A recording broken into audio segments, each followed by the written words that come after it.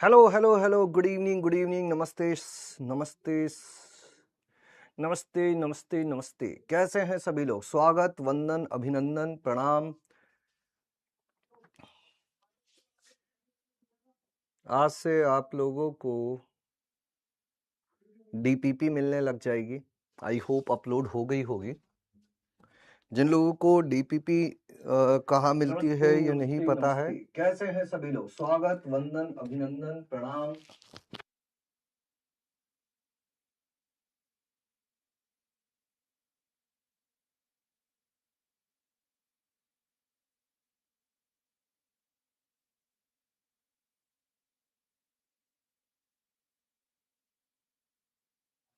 अभी आ रही है आवाज? Voice low. I have doubt for course. अगर ओरिएंटेशन नहीं देखा है भैया, ओरिएंटेशन जाके देख लेना, है ना। हर्ष सर और मैंने बहुत डिटेल में बताया है कि आपको क्या करना है। फिलहाल मैं बता देता हूँ आपको। आपके स्टडी पेज पर जाना है और उसमें जाकर लक्ष्य जेई हिंदी 2027 पे जाना है। ऑल क्लासेस पर जाना है। मैथ्स पे जाना है। पहला चैप्टर जो है डिटर्मिनेंट, और इसमें डीपीपी पे जाना है। डीपीपी पीडीएफ में पहली डीपीपी आपके पास अपलोड हो चुकी है। ठीक है। कितने सवाल हैं? 11 सवाल हैं। तो ये डीपीपी आज की क्लास के बाद फिनिश हो जानी चाहिए। इसके अलावा दो चीजें, एक चीज और मिलेगी आप लोगों को। एक मिलेगा रैपिड फायर। ऑडियो ठीक है? क्या आवाज बढ़वानी है? ऑडियो ठीक है या आवाज बढ़वानी है? आवाज कम आ रही है क्या? आवाज आवाज आवाज। Okay sir. थोड़ी सी जो आवाज बढ़ा दो, बढ़ा दो, बढ़ा दो, बढ़ा दो, बढ़ा दो, बढ़ा दो, बढ़ा दो, बढ़ा दो, बढ़ा दो, बढ़ा दो, बढ़ा दो। नहीं सर, क्लियर है। All good, all good. ठीक है। ठीक है, ठीक है। अभी बहुत बढ़िया। चलिए, हाँ, तो रैपिड फायर जो है ना, वो आज की क्लास से डेली मिलेगा। रैपिड फायर मतलब ऐसे कि 5 मिनट में 10 सवाल करने हैं तुमको, उसे कहते हैं रैपिड फायर। फटाफट। ये तुम्हारी कैलकुलेशन को इंप्रूव करवाएंगे। उसमें ये मत सोचना कि अरे एक जैसे 10 सवाल क्यों करवाए जा रहे हैं मुझसे, एक ही टाइप की चीजें बार बार क्यों करवाई जा रही है। रैपिड फायर का केवल और केवल एक ही उद्देश्य है कि हमारी कैलकुलेशन इंप्रूव किया जाए। कॉन्सेप्ट रिफाइनिंग जो शीट है वो जब कुछ मेजर पोर्शन हो जाएगा उसके साथ मिलेगी, क्योंकि कॉन्सेप्ट ओवरऑल सारी चीजें कवर करेंगे। तो कॉन्सेप्ट रिफाइनिंग तुमको डेली नहीं मिलेगा, रैपिड फायर लेकिन जरूर डेली मिलेगा, और वो आज से मिलने लग जाएगा। ठीक है। तो तुम्हारा काम होगा पहला डीपीपी करना, दूसरा रैपिड फायर करना। ये दो चीजें जरूर से करनी है। फिर जैसे ही थोड़ा अच्छा खासा पोर्शन हो जाएगा, मॉड्यूल से भी होमवर्क मिलने लग जाएगा। ठीक है, क्लियर है? चलिए आज की कहानी को आगे बढ़ाते हैं। सारणिक चैप्टर का यह है लेक्चर नंबर 2, और पिछली आज की क्लास में अपन कुछ कुछ टॉपिक पर डिस्कस करेंगे जो आगे आएंगे। मैं समझा दूंगा क्या है ये टॉपिक। अभी के लिए बस सुन लो कि ये टॉपिक रहने वाले हैं। पहले हल्का फुल्का सा रिकैप कर लेते हैं पिछली क्लास में क्या हुआ। एक 2 मिनट में हम लोग फटाफट से रिवाइज कर लेते हैं। पिछली क्लास में हम लोगों ने सारणिक के बारे में बात की थी। सारणिक क्या होती है? अगर एक क्रम की सारणिक है तो इसमें एक पंक्ति एक स्तंभ होता है, और इसका मान भी सीधा सीधा उसी अवयव के तुल्य हो जाता है। अगर 2x2 क्रम की सारणिक है तो इसमें 2 पंक्ति 2 स्तंभ होते हैं, और इसका मान AD माइनस BC के तुल्य होता है।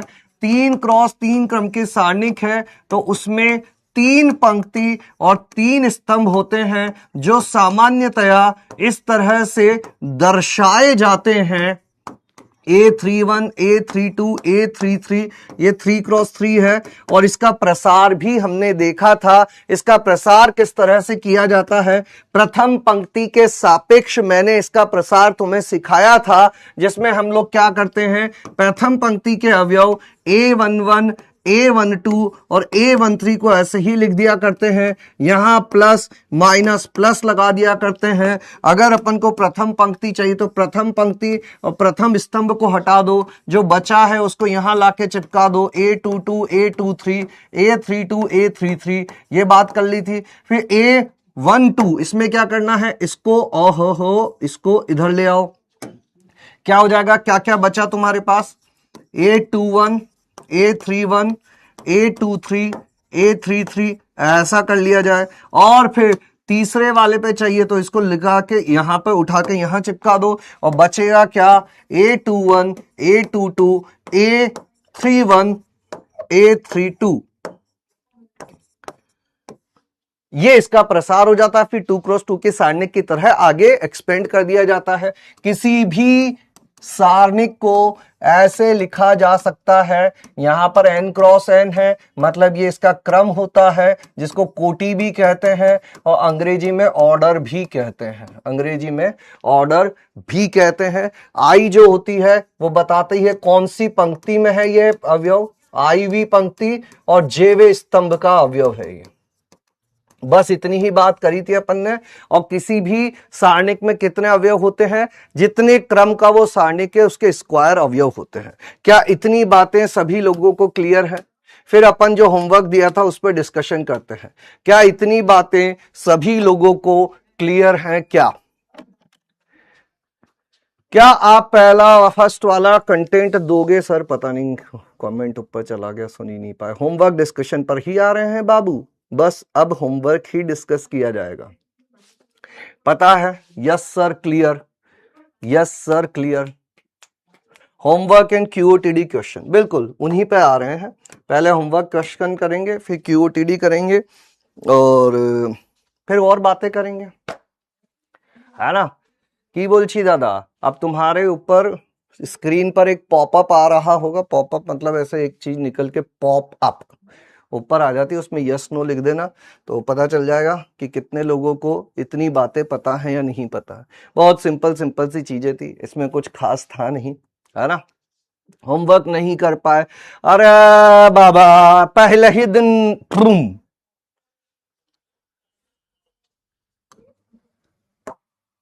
98.49% लोगों को ये क्लियर है।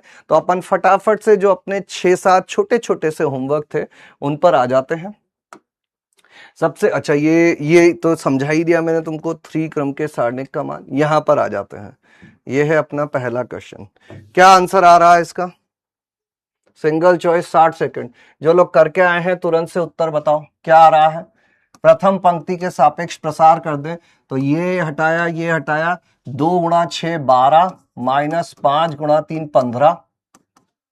फिर अगले में माइनस लगाएंगे, फिर किसको हटाएंगे अपन? इसको हटाएंगे। देखो अब ये बार बार जो है ना ऐसे लिखेंगे नहीं अपन, हवा में भी करेंगे कुछ कैलकुलेशन, है ना? यहां क्या आ जाएगा अपना 1 गुणा 6 4 3 12 और फिर प्लस 3 5 गुणा 1 4 दूनी 8। ये हो जाएगा -3 -2 -6 और 3 -3 -3 प्लस 12 -9, तो 0 हो जाएगा। उत्तर आ जाएगा बी। 80% लोगों ने लिखा है। टॉप रेस्पॉन्सेस तुरंत से जिन्होंने आंसर दे दिया वो थे ये, ठीक है? और ये अपना अभी तक का कार्यक्रम चल रहा है, तो आंसर देते जाएं, ठीक है? क्या आप 1 वाला कंटेंट दोगे? अच्छा AIR 1 वाला हाँ सेकंड, क्या आंसर आ रहा है? क्या आंसर आ रहा है? किसके सापेक्ष प्रसार कर? अभी जो मैंने सिखाया है बस उतने से ही बताऊंगा मैं। फिर इनके आगे जाकर कुछ और मेथड देखेंगे और तुम पाओगे कि कैसे इनको और दूसरे तरीकों से भी किया जा सकता है। यहां पर पोल भेजते हैं अपन 60 सेकंड, विद इन 60 सेकंड इस सवाल को करेंगे। फिर से 1 बाहर लिया और ये क्या हो जाएगा, b गुणा a plus B minus c गुणा c प्लस a, ठीक है, माइनस a गुणा, फिर कितना हो जाएगा, इधर आ जाएगा a प्लस बी, 1 गुणा a प्लस बी माइनस 1 गुणा c प्लस a, और फिर आ जाएगा b प्लस सी, और यहां पर आ जाएगा c माइनस बी। ठीक है, फटाफट फटाफट कैलकुलेशन कर देते हैं। ये हो जाएगा A B plus B square minus C square minus A C minus A, यहां हो जाएगा a plus B minus C minus A, और इसको अपन अगर ऐसा लिख दें c प्लस बी गुणा सी माइनस बी, तो ये कितना हो जाएगा, A B plus B square minus C square minus A C. यहां माइनस ए एक बार और लिख देते हैं, देखो ये ए से ये ए कट जाएगा, ए से ए कट जाएगा, यहां बचेगा बी माइनस सी, और ये है सी प्लस बी गुणा सी माइनस बी, तो ये C square minus B square बन जाएगा। तो ये कितना आ गया, A B plus B square minus C square minus A C, इसको अंदर गुणा करेंगे तो माइनस ए बी और प्लस का ए सी और plus C square minus B square. अब देखो क्या हुआ, ये बी स्क्वायर से ये बी स्क्वायर कट गया, ये सी स्क्वायर से ये सी स्क्वायर कट गया, इस ए बी से ये ए बी कट गया, इस ए सी से ये ए सी कट गया, उत्तर आ गया 0, यानी कि करेक्ट आंसर इज सी। अफसोस। ध्यान से इस सॉल्यूशन को देखो, ध्यान से इस सॉल्यूशन को देखो, और मुझे ये बात बताओ कितने लोगों को यह सवाल अब समझ में आ गया है। केवल साफ सुथरी कैलकुलेशन करनी थी बेटा। मैंने कल जो सवाल दिए थे वो केवल और केवल तुम्हें कैलकुलेशन करवाने के लिए दिए थे कि तुम प्रसार करना सीखे कि नहीं सीखे।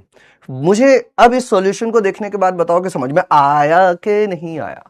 सब प्रैक्टिस क्विज मोड में है क्या डीपीपी? हाँ, क्विज मोड में भी होती है डीपीपी, टाइम लिमिट में करा करो उसको, है ना। फटाफट फटाफट फटाफट फटाफट, एक बार और सर, एक बार और क्या।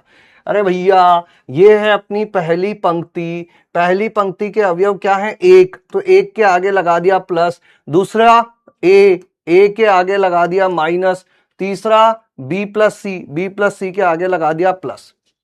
अब जब ये हटाया तो बचा क्या, ये, तो इसको इससे गुणा किया माइनस इसको इससे गुणा किया, फिर इस वाले पे लाओगे इसको इससे गुणा करोगे, इसको इससे गुणा करोगे, फिर इस वाले पे लाओगे इसको इससे गुणा करोगे, इसको साफ सुथरा काम करना है।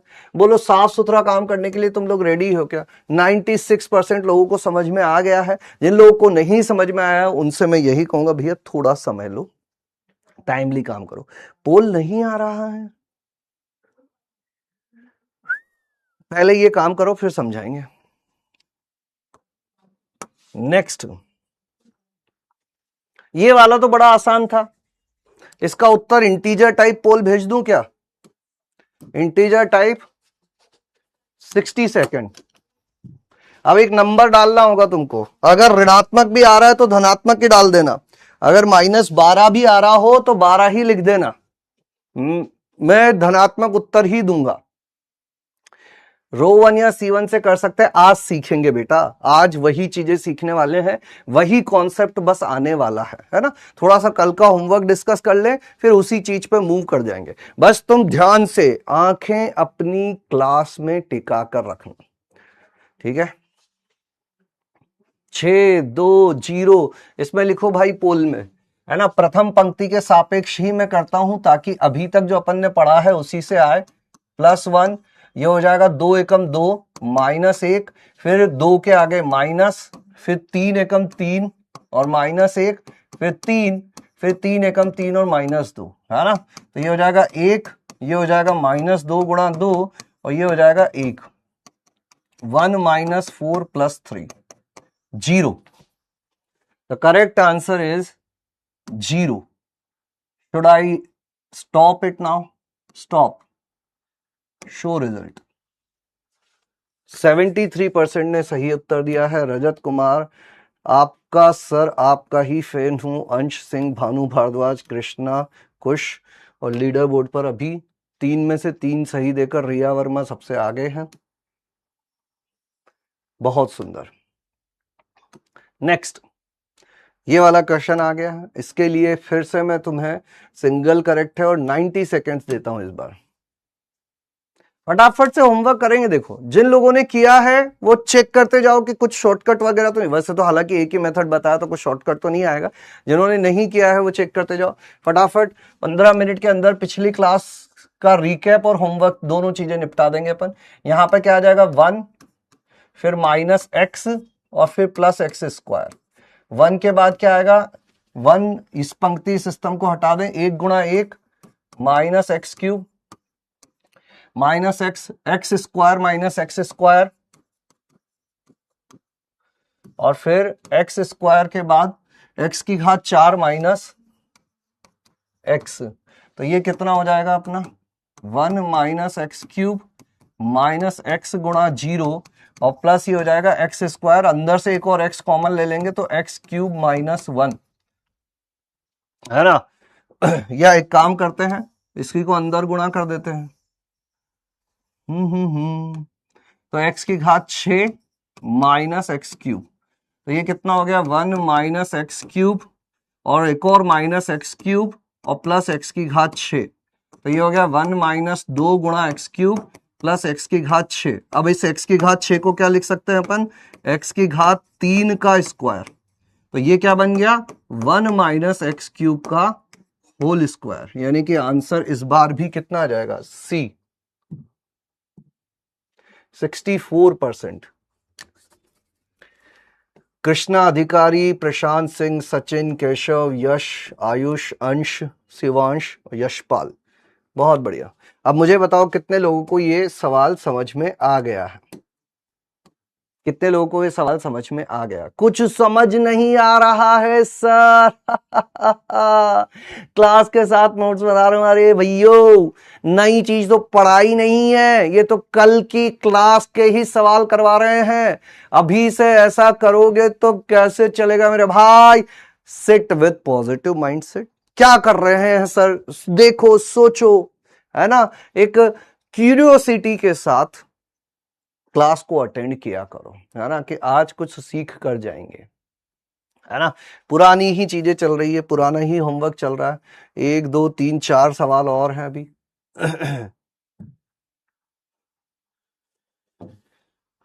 समझ में आया कि नहीं। देखो मैं क्या बोल रहा हूं, 95%, वेरी गुड। अपन को एक पेस मेंटेन करना होगा। कब स्लो होना है कब तेज होना है वो मुझे पता है, ये कल का होमवर्क डिस्कस कर रहे हैं। अब जो ईमानदारी से होमवर्क करके आए हैं उनका समय मैं बर्बाद नहीं करूंगा, फटाफट से सॉल्व करके आगे बढ़ेंगे, है ना। प्रथम पंक्ति के सापेक्ष प्रसार कर दो। x गुणा 6 दूनी 12 -5 तिया 15 -0 गुणा कुछ भी लिख दो प्लस 0 गुणा कुछ भी लिख दो इज इक्वल टू 0 दिया हुआ है। ये हो जाएगा -3x -0 plus 0 is equal to 0 -3x is equal to 0 x is equal to 0। बहुत ही ज्यादा फर्जी सवाल था, इसका उत्तर तो जिसने किया होगा उसका आया होगा 77%। भाई ये लोग क्यों कर रहे हो तुम ऐसा, क्या तुक्का मार रहे हो, सच बताओ क्या तुमने क्वेश्चन किए या नहीं किए। हम एक सिंपल सा सवाल पूछते हैं, क्या हमने होमवर्क किया, क्या तुमने होमवर्क किया था, हाँ या ना। क्या तुमने होमवर्क किया, पहले मुझे ये तो पता चले कितने लोग करके आए हैं। पहले ही दिन अगर तुमने इस टाइप का काम कर दिया तो फिर भैया अपन क्या कर लेंगे, मैं क्या कर लूंगा। अगर पहले ही दिन 7 सवाल अगर मैं नहीं कर पा रहा हूं, 7 सवाल एक क्वेश्चन ऑफ द डे, आज से तो एक ब्रेन टीजर भी आ जाएगा, है ना, रैपिड फायर शीट मिलेगी। भाई तुम करो, घिसना पड़ेगा। अगर कोई बोल रहा है कि अरे घिसने से नहीं होता है, नहीं होता है घिसने से। सही चीज घिसने से चीजें समझ में आती है ना। घिसना पड़ेगा, एक जैसे सवाल करने पड़ेंगे, इतना आसान नहीं है भाई, है ना। शुरू से ही मैं बता रहा हूं, सर डरा रहे हो, डरा नहीं रहा हूं, तुम्हें चेता रहा हूं। बाद में फिर कहोगे पहले ही दे दूं वार्निंग, है ना। ये 78% बच्चों ने ही किया है, मतलब 22% बच्चे क्यों नहीं किए, क्या ऐसा कारण आ गया। क्यों नहीं किया? आधा किया था, मतलब आधे घंटे में तो सारे सवाल हो सकते थे। गलत बात है। बताओ क्या करें इसका, क्या आएगा उत्तर?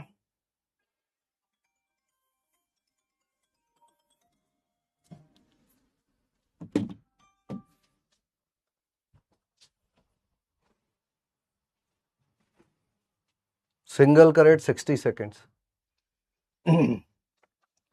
+1, 9 दूनी 18, -4 तिया 12, -1, 9 -3, +1, 4 -2, ये हो जाएगा 6, ये हो जाएगा -6, ये हो जाएगा +2, उत्तर आ जाएगा 2। हमारे सामने में कर रहा हूं चीजें, इतना ही आसान था ये। 87%, गुड। इस पे अभी रैंकिंग वैंकिंग पे ज्यादा ध्यान मत देना, जब मैं फ्रेश सवाल दूंगा ना तब वाली मानी जाएगी वो। अभी तो तुम घर से करके आए हो तो धड़ाधड़ कर दे रहे हो। अब ये बड़ा समझदार वाली चीज थी, इकाई का घनमूल। इकाई का घनमूल क्या होता है? इकाई का घनमूल ओमेगा है, तो ओमेगा क्यूब जो होता है ये 1 होता है। ओमेगा ओमेगा ही होता है, ओमेगा स्क्वायर ही होता है। और एक और चीज होती है 1 + ओमेगा + ओमेगा स्क्वायर। 11वीं की चीजें ये जहां जहां मैं लिखूं वहां वहां तुम भी लिखते जाया करो। जहां ओमेगा इकाई का घनमूल है, बस इतना ही आसान है। 11th की छोटी छोटी चीजें तुम पढ़ते जाओगे, चीजें धीरे धीरे। सर लाइव क्लास नहीं ले पाए तो क्लास के तुरंत बाद रिकॉर्डेड देखो। अगली क्लास आने से पहले क्लास पूरी होनी चाहिए, बस मुझे तो इतना काम है, बाकी जो तुम्हारी इच्छा है वो करो। यहां आ जाते हैं, +1, ये इससे गुणा होगा omega cube, -1 omega omega square omega square + omega square omega omega की घात 4। सम्मिश्र संख्या, वेरी गुड बेटा। ये हो गया ओमेगा क्यूब -1, यहां ओमेगा स्क्वायर से ओमेगा स्क्वायर जाएगा, अंदर 0 बचेगा। इसको अंदर गुणा करोगे ये हो जाएगा ओमेगा क्यूब, इसको अंदर गुणा करोगे ओमेगा स्क्वायर गुणा ओमेगा की घात 4। ये ओमेगा क्यूब कितना होता है? अभी अभी मैंने बताया 1 होता है, तो 1 - 1 खत्म। ये तो 0 हो ही गया। यहां है ओमेगा क्यूब, और ये घातें आधार समान हो तो घातें जुड़ जाती है। जिन लोगों को नहीं पता है, a की घात m गुणा a की घात n, a की घात m + n होता है। a की घात m की घात n, a की घात mn होता है। ये छोटी छोटी चीजें, इनको हल्के में मत लेना। समझदार लोग ध्यान से सुनो। जिस भी कॉपी में तुम नोट्स बना रहे हो, ये कॉपी में नोट्स बना रहे हो, इसमें ये ऊपर जो चीज होती है ये इन्हीं बातों को लिखने के लिए होती है। यहां पर ये चीजें लिखना, ठीक है? पढ़ने वाली जनता, जिनको रिजल्ट चाहिए, जिनको अच्छी आदतें डालनी है, ये सारी चीजें अपने कॉपी के पन्ने के यहां ऊपर लिखी हुई होनी चाहिए। समझ गए बात को? बाद में शुरू में जो भी तुम्हारी नोट्स वाली कॉपी है उसके शुरू में 2-3 पेज खाली छोड़ देना, वहां पर लाकर ये सारी चीजें अपन लिख देंगे। जैसे जैसे आगे बढ़ेगा मैं और चीजें बताता जाऊंगा। तो इसका उत्तर कितना आ गया? उत्तर, अच्छा अभी तो उत्तर आएगा ही नहीं, अभी तो और सॉल्व करना। ये है 0, ये भी 0, ओमेगा क्यूब भी 1 हो जाएगा। और ओमेगा की घात 6 को क्या लिख सकते हैं? ओमेगा क्यूब का स्क्वायर। तो ये 0 हो गया, +1, ये हो गया 1 का स्क्वायर, और ये फाइनली 1 - 1 हो जाएगा 0। क्लियर है क्या? कितने लोग को समझ में आ गया सवाल? फटाफट बताओ। Yes, okay, 100% clear. Doubts check करने की बात की जा रही है, तो आ जाते हैं, डाउट्स चेक कर लेते हैं। सर रैपिड फायर कहाँ मिलेगा? रैपिड फायर मैं पहुंचा दूंगा तुम तक, चिंता ना करो। समझ नहीं आ रहा है, थोड़ा बेसिक से बताइए। अभी पूछ रहा है ना अपन ने, कितने लोगों का सवाल है। इसमें कॉम्प्लेक्स नंबर लगा है, घनमूल, इकाई का घनमूल, इस बात से हमें पता लगेगा इकाई का। इसमें मैंने सम्मिश्र संख्या जैसी तो कोई ऐसी आयोटा वायोटा तो लिखा नहीं, केवल इतनी सी चीज थी कि ये इकाई का घनमूल है और इकाई का घनमूल होता है तो ये बात होती है। ये 11वीं की चीज थी। पता है, अच्छी बात है, नहीं पता है अब से याद रखो, है ना, इसीलिए तो ये चीजें रख रहे हैं बीच बीच में। बीच बीच में हल्की फुल्की 11वीं में ऐसे फेंक के मारता रहूंगा और उसे समझाता रहूंगा। ठीक আছে दादा, की बोलছি? 96। और बच्चे सवाल? एक सवाल और है जो आईआईटी 1987 में पूछा गया था। इसके मूल, सर 6 से 7 मैथ्स की कोचिंग जाता हूं, फिर उसके बाद क्लास लेता हूं, तो ये कौन सी चीज ले रहे हो? सर समझ में आपसे डाउट कैसे पूछे? जेई का रिजल्ट आ गया है? ना ना, ऐसा मत बोलो भैया, घबरा दिया तुमने तो। झूठ बोलोगे पाप लगेगा। जेई रिजल्ट आ गया है, जेई मेंस रिजल्ट 20 अप्रैल के आसपास आएगा, कुछ भी। हाँ, आंसर की आई है। चलो पोल भेज देते हैं, सिंगल करेक्ट 60 सेकंड, देखते हैं कितने लोग करके आए। जो करके आए हैं वो सही उत्तर दे रहे होंगे, मुझे तो बस इतना ही देखना है कितने लोग सही उत्तर दे रहे हैं। तो पहली पंक्ति के सापेक्ष में प्रसार करता हूं, ये दोनों गुणा होके हो जाएंगे -10x², ये दोनों गुणा होके हो जाएंगे -10x, है ना। फिर -4 आएगा, फिर ये दोनों गुणा होंगे तो ये हो जाएगा 5x² -5, फिर 20 आएगा और 2x और माइनस माइनस हो जाएगा प्लस।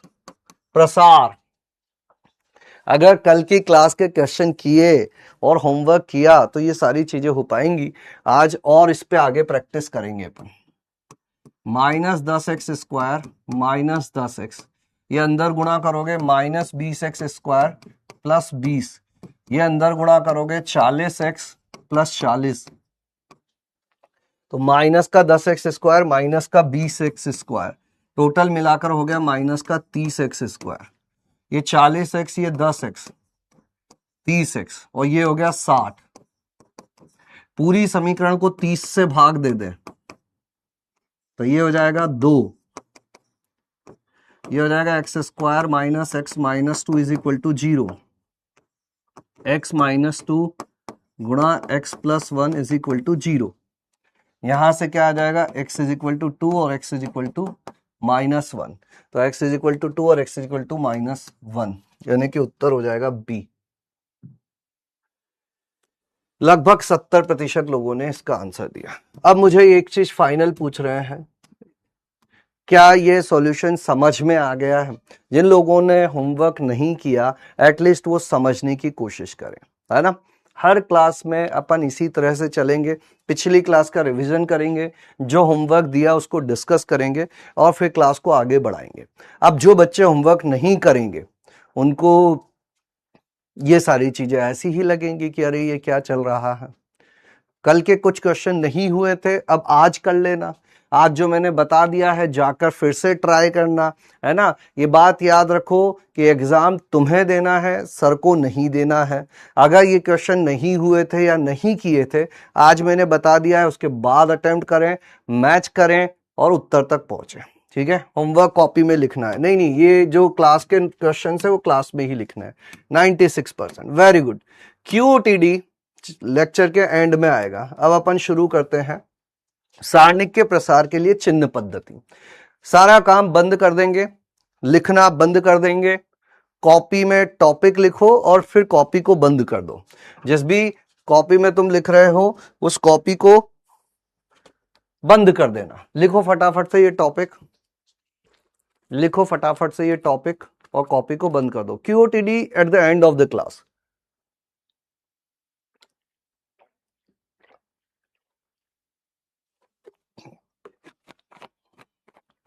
पानी पीते रहो, पानी बहुत जरूरी है, जीवन में पानी बहुत जरूरी है। ठीक है।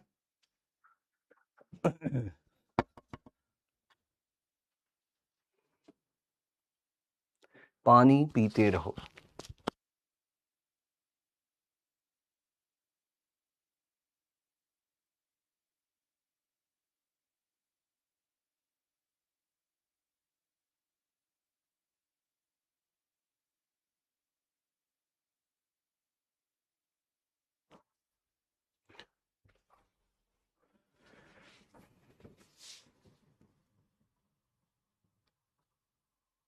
ठीक है।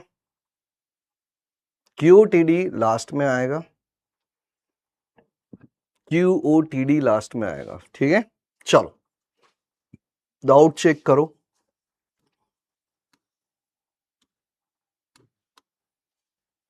एन आया समझ। होमवर्क, क्लास का होमवर्क क्लास की कॉपी में ही करना है। AR बैच क्या है, पोल कैसे आएगा सर, वहां पर -2 आएगा ना, कहां पर आएगा -2? देखो जब ये माइनस इस माइनस से गुणा होगा तो प्लस हो जाएगा। ये 20 के साथ यहां क्या लिखोगे, 1 -2 1 2x, और जब इसका प्रसार होगा तो क्या हो जाएगा, 20 गुणा 2x -2, तो माइनस माइनस प्लस हो जाएगा, इसलिए ये प्लस हो जाएगा। समझे बाबू? सेंड। चलिए अभी अपन आगे की कहानी शुरू करते हैं, कमेंट्स को बंद करते हैं। देखो चिन्ह पद्धति क्या होती है। कल तक हमने ये सीखा था कि 3x3 यानी कि 3 क्रम का जो सारणिक होता है, इसका प्रसार पहली पंक्ति के सापेक्ष कैसे किया जाता है। लेकिन क्या यही एक तरीका है? क्या किसी अन्य पंक्ति के सापेक्ष भी प्रसार किया जा सकता है, या किसी अन्य स्तंभ के सापेक्ष भी प्रसार किया जा सकता है क्या? तो इसका जवाब है हां, लेकिन उसके लिए हमें चिन्ह पद्धति याद रखनी पड़ती है। चिन्ह पद्धति याद रखोगे तो किसी भी पंक्ति और किसी भी स्तंभ के सापेक्ष प्रसार कर पाओगे। ध्यान से सुनना, क्या किया जाता है। देखो मान लीजिए अपन एक 3x3 की डिटर्मिनेंट सारणिक को उठाते हैं। कैसी दिखती है ये, A11 A12 A13, है ना। लिखना बिल्कुल भी नहीं है, जब मैं बोलूं लिखो तभी लिखना है। अभी मैं बोल रहा हूं सुनो तो केवल सुनना है, और तुम्हें मेरी बातें माननी होंगी। ये होती है अपनी। अब प्रथम पंक्ति के सापेक्ष, प्रथम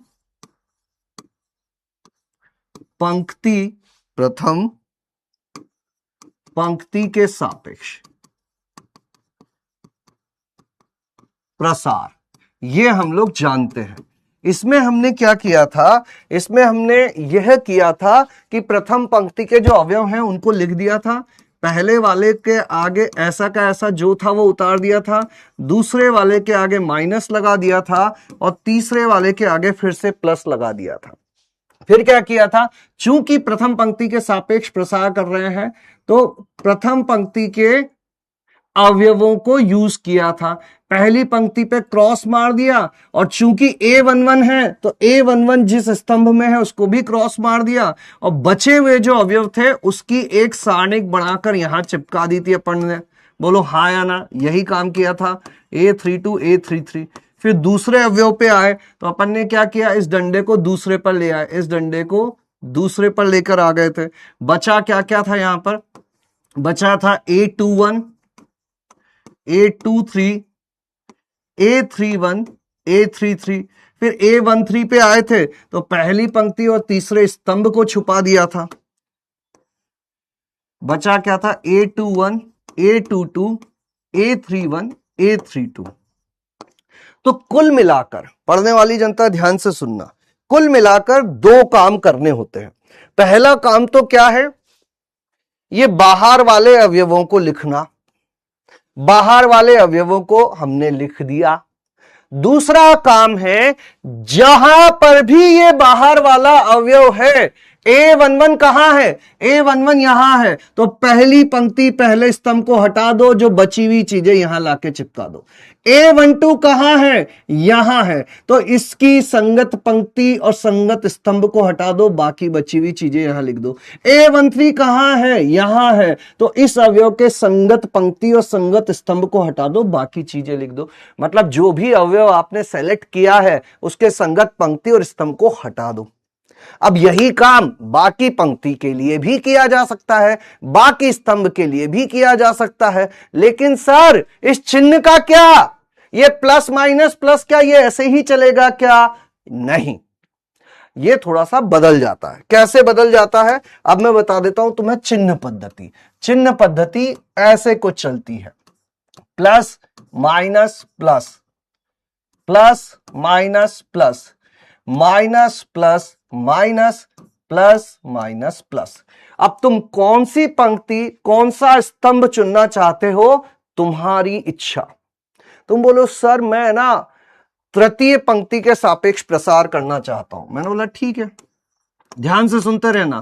तृतीय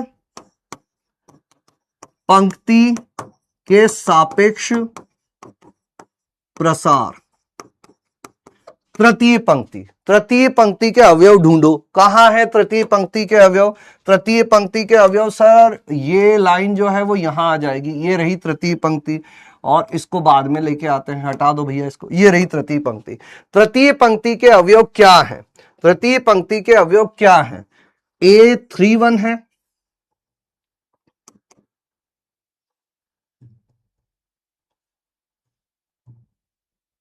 इसको मैं हटा देता हूं ताकि कंफ्यूजन ना हो अपन को। तृतीय पंक्ति के अवयव क्या है? A31 है, फिर A32 है, और फिर A33 है। अब चिन्ह परिपाटी से तुम जानते हो कि ये प्लस माइनस प्लस चलता है, मतलब plus minus plus, plus minus plus. बाकी बचा हुआ काम क्या करना है? सुनना मेरे प्यारे बच्चे, A31 के संगत पंक्ति और A31 के संगत स्तंभ हटा दो। बचा क्या क्या? A12, A13, A22, A23। बोलो हाँ या ना? A32 मतलब A32 के संगत पंक्ति और A32 के संगत स्तंभ हटा दिया जाए। A32 के संगत पंक्ति, ओहो हो, इधर आओ भाई, हाँ ये हटा दो। बचा क्या क्या? A11, A21, A13, A23, और लास्ट में A33। तो A33 के संगत पंक्ति और A33 के संगत स्तंभ हटा दिया जाए। बचेगा क्या? A11, A12, A31, A32। कितने लोगों को ये बात समझ में आ गई है? अगर ये चिन्ह परिपाटी याद रख लोगे तो किसी भी पंक्ति के सापेक्ष प्रसार कर सकते हो। पहले ये बात बताओ।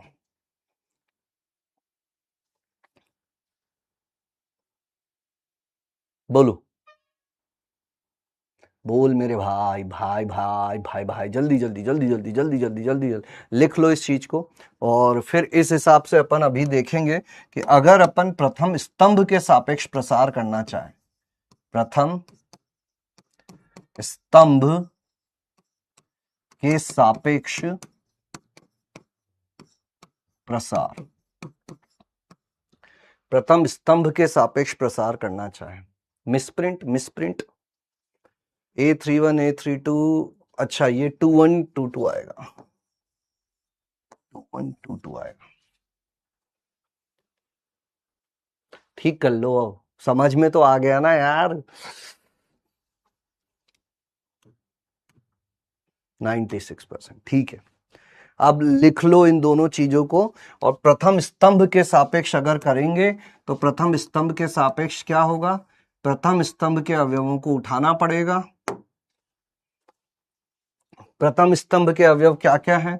प्रथम स्तंभ के अवयव हैं A11, A21 और A31।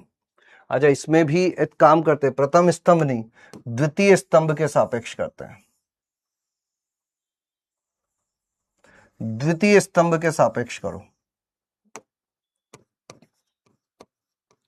द्वितीय स्तंभ के सापेक्ष करो, द्वितीय स्तंभ के सापेक्ष करो। द्वितीय स्तंभ के सापेक्ष अगर करेंगे तो अपने पास क्या क्या है? A12 है, A22 है और A32 है। और चिन्ह परिपाटी के हिसाब से इसके आगे माइनस लगेगा, इसके आगे प्लस लगेगा, इसके आगे माइनस लगेगा। 6 प्रकार से, बिल्कुल, रो 1 रो 2 रो 3, column 1 column 2 column 3। Notes live बनाने हैं या PDF से? तो देखो, जितना मैक्सिमम हो सके लाइव ही बनाओ। अगर समय नहीं मिल पा रहा है तो क्लास के बाद उस नोट्स को कंप्लीट कर लो, ठीक है? यहां आ जाते हैं अपन। अब देखो मजेदार चीज, कौन सा है अवयव? अवयव है A12। A12 के संगत पंक्ति और स्तंभ को हटा दें, बचा क्या क्या? बचा है A21, A23, A31, A33। फिर A22 के संगत पंक्ति और स्तंभ को हटा दिया जाए तो ये हो जाएगा A11, A13, A31, A33, A32 इसके संगत पंक्ति और स्तंभ को हटा दिया जाए तो क्या आ जाएगा? A11, A13, A21, A23। बस द्वितीय स्तंभ के सापेक्ष प्रसार। क्या तुम्हारा भी यही आ रहा है? द्वितीय स्तंभ के सापेक्ष प्रसार, क्या तुम्हारा भी यही आ रहा है? द्वितीय स्तंभ के सापेक्ष प्रसार मतलब द्वितीय स्तंभ के अवयव उठाकर लिख दिए अपन ने, इस चिन्ह परिपाटी के हिसाब से माइनस प्लस माइनस लगा दिया और फिर एक एक करके जो भी अवयव था उसके संगत पंक्ति स्तंभ को छुपाते गए, बाकी चीजें निकालते गए। किसी भी कॉलम या रो के रिस्पेक्ट में एक्सपेंशन कर लो, सेम ही आएगा। कितनी सुंदर बात कही है, कितनी प्यारी बात कही है। अभी अपन इस बात को वेरीफाई भी कर लेंगे कि यहां से इस सारणिक का जो भी मान आ रहा है, मान लो इस सारणिक के मान को अपन इससे प्रदर्शित कर दें तो यहां से भी वही मान आएगा, यहां से भी वही मान आएगा और यहां से भी वही मान आएगा, सेम मान आएगा। ठीक है, इसमें तो 100% आना चाहिए, 96.56। ठीक है, कोई बात नहीं। अब रुको, एक सवाल देते हैं, फिर उसके बाद कुछ और बातें करेंगे अपन। एक बार चेक कर लेते हैं इस चीज को। ये लो,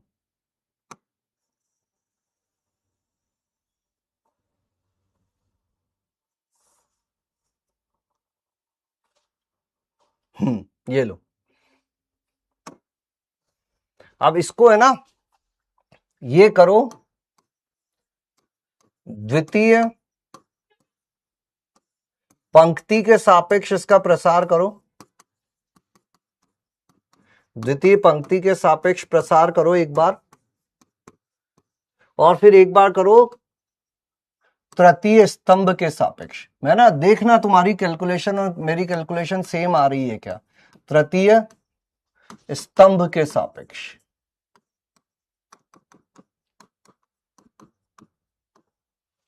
द्वितीय पंक्ति के सापेक्ष और तृतीय स्तंभ के सापेक्ष। और हो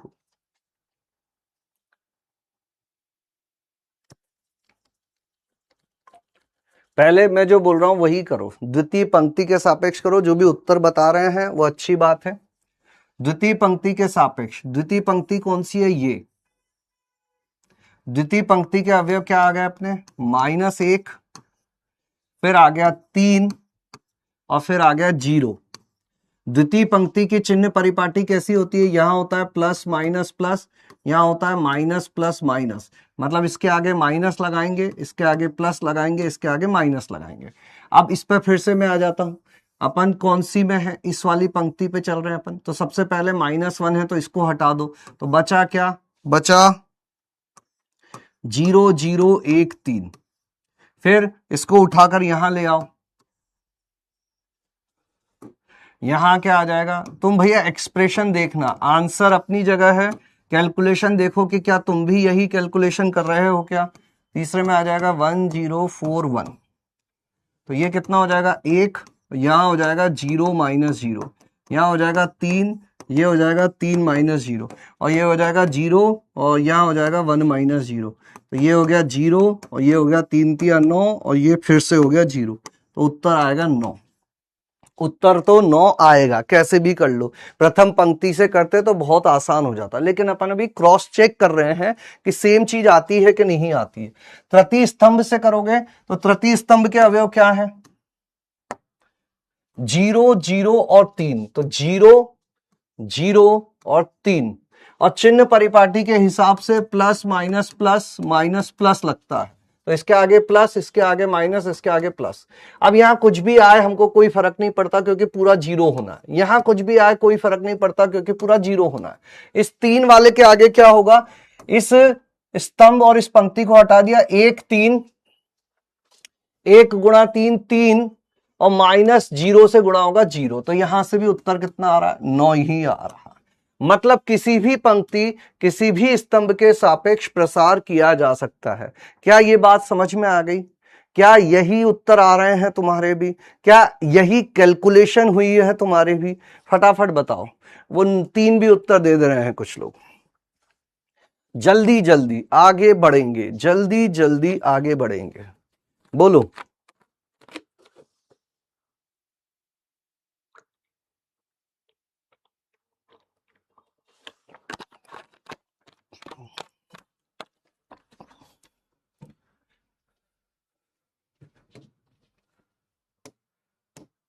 बहुत बढ़िया।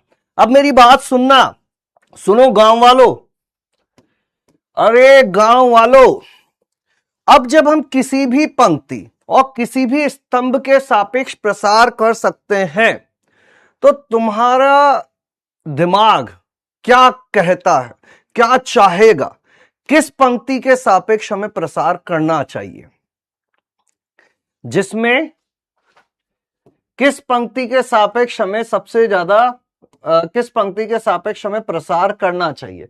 क्या लगता है तुमको? सोचो, बताओ कोई। अगर किसी भी पंक्ति किसी भी स्तंभ के सापेक्ष कर सकते हैं, तो हमें कौन सी पंक्ति या कौन से स्तंभ के सापेक्ष करना चाहिए?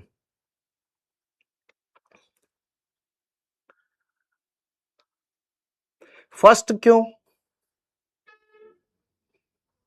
जहां सबसे ज्यादा जीरो हो, जिस पंक्ति या जिस स्तंभ में सबसे ज्यादा जीरो होंगे वहां कैलकुलेशन कम होगी ना।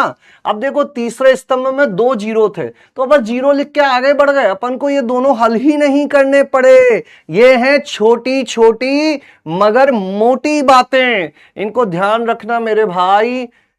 मैंने लिख भी दिए हैं तुम्हारे लिए ताकि तुम घबराओ नहीं। सबसे पहला, सारणिक को हमेशा अधिकतम शून्य वाली पंक्ति या स्तंभ के अनुदिश प्रसार करें। ये द मोस्ट इंपॉर्टेंट पॉइंट है। जो लोग बोलते हैं ना शॉर्ट नोट्स कैसे बनाएं सर, ये है वो शॉर्ट नोट्स के पॉइंट। मैंने मार्क कर दिया है कि शॉर्ट नोट्स जब बनाओ इस चीज को जरूर लिख लेना। जीरो वाली चीज चुनोगे जिंदगी आसान रहेगी। हम तुरंत से लिख पाएंगे प्लस माइनस प्लस होता है, मतलब प्लस का 4, यहां पर इन दोनों को गुणा कर दो, -1 गुणा 1 और 4 या 12, बाकी सब जीरो होते रहेंगे, कुछ भी हो जाए। यहां से कितना हो जाएगा, -13 माइनस का 52। कितनी सुंदर प्यारी अच्छी बात है। अरे आज तो रुक जाओ बाबू, पहली ही क्लास दूसरी ही क्लास है। चलो दूसरी चीज, किसी भी पंक्ति या किसी भी स्तंभ द्वारा विस्तारित करने पर सारणिक का मान समान होता है। यह बात अब हम लोग जान चुके हैं। इस चीज को अब हम लोग एकदम दिमाग में बिठा लेंगे कि भैया ऐसा जरूरी नहीं है केवल पहली पंक्ति से ही करना है, किसी भी पंक्ति किसी भी स्तंभ से कर सकते हैं। दूसरी चीज समझ गए। अब आते हैं तीसरी चीज पर जो काफी महत्वपूर्ण चीज है। यदि किसी सारणिक के मुख्य, अब लिखना बंद कर देना है ना, मैं बोल रहा हूं लिखना बंद कर दो तो लिखना बंद कर दो। यदि किसी सारणिक के मुख्य विकर्ण के ऊपर या नीचे का प्रत्येक अवयव शून्य है तो सारणिक का मान मुख्य विकर्ण के अनुदिश स्थित अवयवों का गुणनफल होता है। अब यहां पे सबसे पहली चीज जो हमारे दिमाग में आएगी वो ये आएगी कि सर ये मुख्य विकर्ण आखिर होता क्या है? अनुदिश, तो सारणिक का मान मुख्य विकर्ण के अनुदिश अवयवों का। तो लिखना बंद कर देंगे, जब मैं कह दूं लिखना बंद कर दो तो लिखना बंद कर दो, ठीक है? नई चीज सीख रहे हैं। देखो सबसे पहले अपन आ जाते हैं 2x2 पर। 2x2 का अगर कोई सारणिक अपन ने लिया है A B C D, तो ये जो अवयव होते हैं ये होते हैं मुख्य विकर्ण के अवयव, ये होते हैं मुख्य विकर्ण। आसान भाषा में कहें तो मुख्य विकर्ण कौन सा होता है? मुख्य विकर्ण होता है ये वाला A11, A22, A33 ऐसे जो चलते हैं वो होते हैं मुख्य विकर्ण। ठीक है, अगर 3x3 की बात करेंगे तो इसमें कितने अवयव होते हैं? इसमें 9 अवयव होते हैं। A21, A22, A23, A31, A32, A33 मुख्य विकर्ण कौन सा हो जाएगा? ये जो है ये मुख्य विकर्ण हो जाएगा। ठीक है, एकदम सिंपल परिभाषा है। अब यहां इस शॉर्ट नोट के पॉइंट में यह बात कही गई है कि अगर किसी सारणिक में मुख्य विकर्ण के ऊपर के अवयव 0 हो तो इस सारणिक का मान सीधा इनके गुणा के बराबर होता है, जो होता भी है।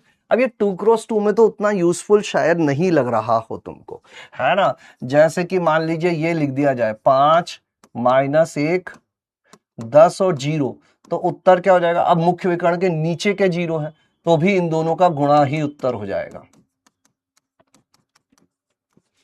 2x2 में शायद उतना यूजफुल नहीं लग रहा हो, लेकिन 3x3 में ये थोड़ी सी हमारी जिंदगी आसान कर देगा। मान लीजिए मुख्य विकर्ण पर ABC लिखा हुआ है। अगर इस मुख्य विकर्ण के ऊपर वाले 0 हैं, नीचे चाहे कुछ भी लिखा हुआ हो, उत्तर हमेशा क्या होगा? A गुणा B गुणा C ही होगा। चाहे तो प्रसार करके देख लेना, या फिर ऐसा हो ABC इसके नीचे के सारे 0 हों, ऊपर चाहे कुछ भी लिखा हुआ हो, अभी भी प्रसार कितना होगा? ABC ही होगा। समझ गए बात को? मतलब एक छोटा सा उदाहरण लेकर मैं तुमसे पूछूं कि 5, 7 और 9, यहां 0 0 0 दिया हुआ है, यहां -1, 31 और 415 दिया हुआ है, तो क्या तुम इसका उत्तर तुरंत से दे सकते हो क्या? बताओ, अगर दे सकते हो तो क्या इसका उत्तर होगा? Single correct integer type. Integer type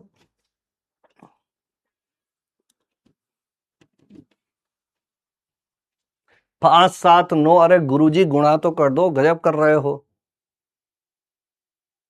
उनने 579 उत्तर दे दिया, 579। अरे ABC मतलब A गुणा B गुणा C है ये।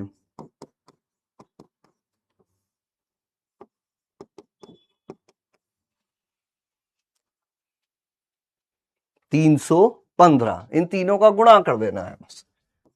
5 गुणा 7 गुणा 9, 315। Correct answer would be 315, 77%। बढ़िया, 315 सही है। तो प्रसार क्लियर है सभी लोगों को? क्या सारणिक का प्रसार कर सकते हो तुम? 1 क्रम वाली, 2 क्रम वाली और 3 क्रम वाली, यहां तक की सारणिकों का प्रसार क्लियर है क्या? एक बार फटाफट बोल दो कि हाँ सर, अब तो आप प्रसार तो कोई सा भी दे दो, हम निपटा देंगे, चटका देंगे, मजा ला देंगे। बोलो।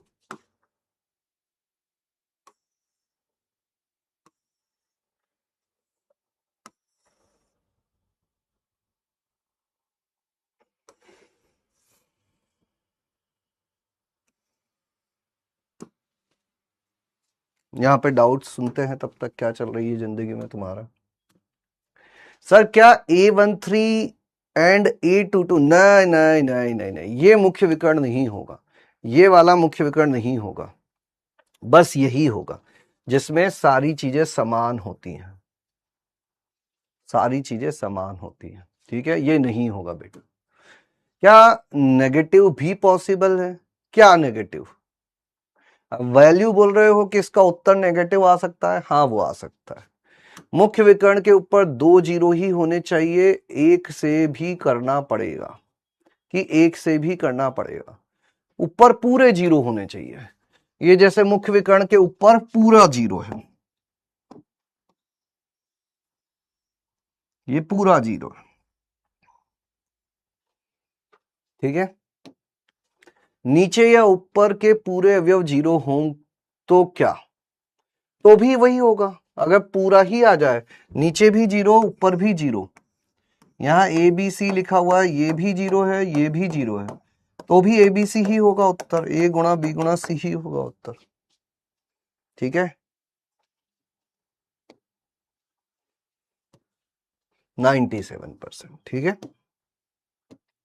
अब एक चीज तुम्हारे दिमाग में शायद उमड़ रही होगी, उमड़ उमड़ के घुमड़ रही होगी, और ऐसे शायद आ रहा होगा कि सर 4 क्रम की सारणी हुई तो क्या, 3 तक तो हम निपटा देंगे, व्हाट अबाउट 4 क्रॉस 4, क्या उसका प्रसार भी इसी आधार पर किया जा सकता है? तो देखो, अगर तुमने यह चिन्ह पद्धति सीख ली तो कितनी ही बड़ी सारणिक आ जाए उसका प्रसार किया जा सकता है। सामान्यतया 3 क्रम से बड़ी चीजें हमसे नहीं पूछी जाएंगी, लेकिन 4 वाला थोड़ा हमें आइडिया होना चाहिए। ठीक है, कभी अगर आ गया तो हम फंसे ना। तो सुनो, ध्यान से सुनना, 4 क्रॉस वाली बात, 4 क्रॉस 4 वाली बातें करते हैं, है ना। तो यहां पर चाहो तो छोटा सा लिख लो, 4 क्रम का सारणिक, और अगर 4 वाला सीख गए तो तुम 5, 6, 7 किसी भी क्रम का सारणिक हो उसका मान निकाल सकते हो। अगर 4 क्रम का सीख गए तो 5, 6, 7 किसी भी क्रम का सारणिक हो तुम निकाल सकते हो। पहले तो ये देखो कि 4 वाले में आखिर होगा क्या। तो 4 वाला कैसा दिखेगा? 4 वाले में 4 पंक्ति होंगी और 4 स्तंभ होंगे। A11 से स्टार्ट करेंगे, पढ़ने वाली जनता ध्यान से सुनेगी। A12, A13, A14, A21, A22, A23, A24, A31, A32, A33, A34, और चौथी पंक्ति होगी A41, A42, A43, A44। बोलो हाँ है ना, है ना। अब 2 बातें दिमाग में रख लो, पहली चिन्ह पद्धति और दूसरी जिस भी पंक्ति या स्तंभ के सापेक्ष प्रसार कर रहे हो उस पंक्ति के संगत, उस पंक्ति के अवयव के संगत पंक्ति और स्तंभ को हटा दो, बाकी बची हुई चीज को सारणिक के रूप में लिख दो। जैसे कि अगर तुम्हें प्रथम पंक्ति के सापेक्ष प्रसार करना है तो चिन्ह पद्धति क्या कहेगी? वही अल्टरनेट प्लस माइनस चलेगा, है ना। A11, A11 लिखा, इसके आगे प्लस ही लिखने दो, फिर लिख दो A12, इसके आगे माइनस लगा दो, फिर लिख दो A13, इसके आगे प्लस लगा दो, फिर लिख दो A14, इसके आगे माइनस लगा दो। अब क्या करना है? A11 कहां है? A11 यहां है, तो इसके संगत पंक्ति, इसके संगत स्तंभ हटा दो, और जो बची हुई चीज है वो ऐसी की ऐसी सारणिक के रूप में यहां उतार दो। और अब क्या करोगे? इस सारणिक का मान पता करोगे। सर ये तो कैलकुलेशन है। हाँ कैलकुलेशन तो है, लेकिन असंभव नहीं है। A12 मतलब ये रहा, तो इसके संगत पंक्ति और इसके संगत स्तंभ हटा दो, क्या बचा? A21, A23, A24, A31, A33, A34, A41, A43, A44। फिर क्या करो? इसको यहां से उठाकर यहां ले आओ, क्या आ जाएगा? A21, A22, A24, A31, A32, A34, A41, A42, A44। क्या समझ गए क्या बात को? फटाफट बताओ, समझ गए क्या? और समझ गए तो यहां बताओ क्या आएगा? क्या तुम खुद से लिख सकते हो ये चौथा? 4 क्रॉस 4। अब भले 5 का आ जाए तो 5 का निकाल दोगे, 6 का आ जाए तो 6 के निकाल दोगे। की बोलची दादा? हाँ केमोन भोले, पता नहीं क्या बोल दिया मैंने। कोई यहाँ पर बंगाली होगा तो वो जरूर बोलेगा कि अरे भैया के बोल रहे हो।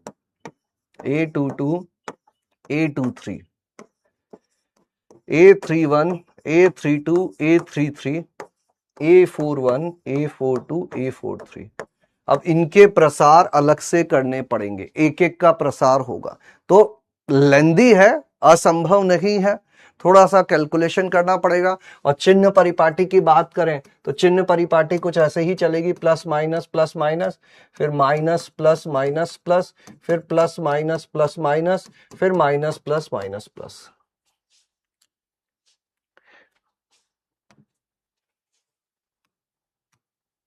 %97 है ना। छोटी छोटी सी बात, छोटी छोटी बात है, छोटी छोटी बात है, कोई नहीं पूछेगा, लेकिन फिर भी हमें याद रहना चाहिए, ठीक है। 5x5 का हो कर सकते हो। चलो तुमसे एक सवाल पूछते हैं, देखते हैं कितने बालक उस चीज को कर पाते हैं, है ना। ये वाला सवाल करके बताओ, ये ये करके बताओ। ये पेन ब्रश, पेन को अपन बड़ा कर देते हैं, ब्रश से अपन लिखेंगे, पेन का रंग काला कर देते हैं और यहाँ पर उसको अपन छुपा देते हैं। फिर से पेन पर आ जाते हैं। कितना? 5 वाला है, 5x5 वाला है। कितना मिनट दे दें?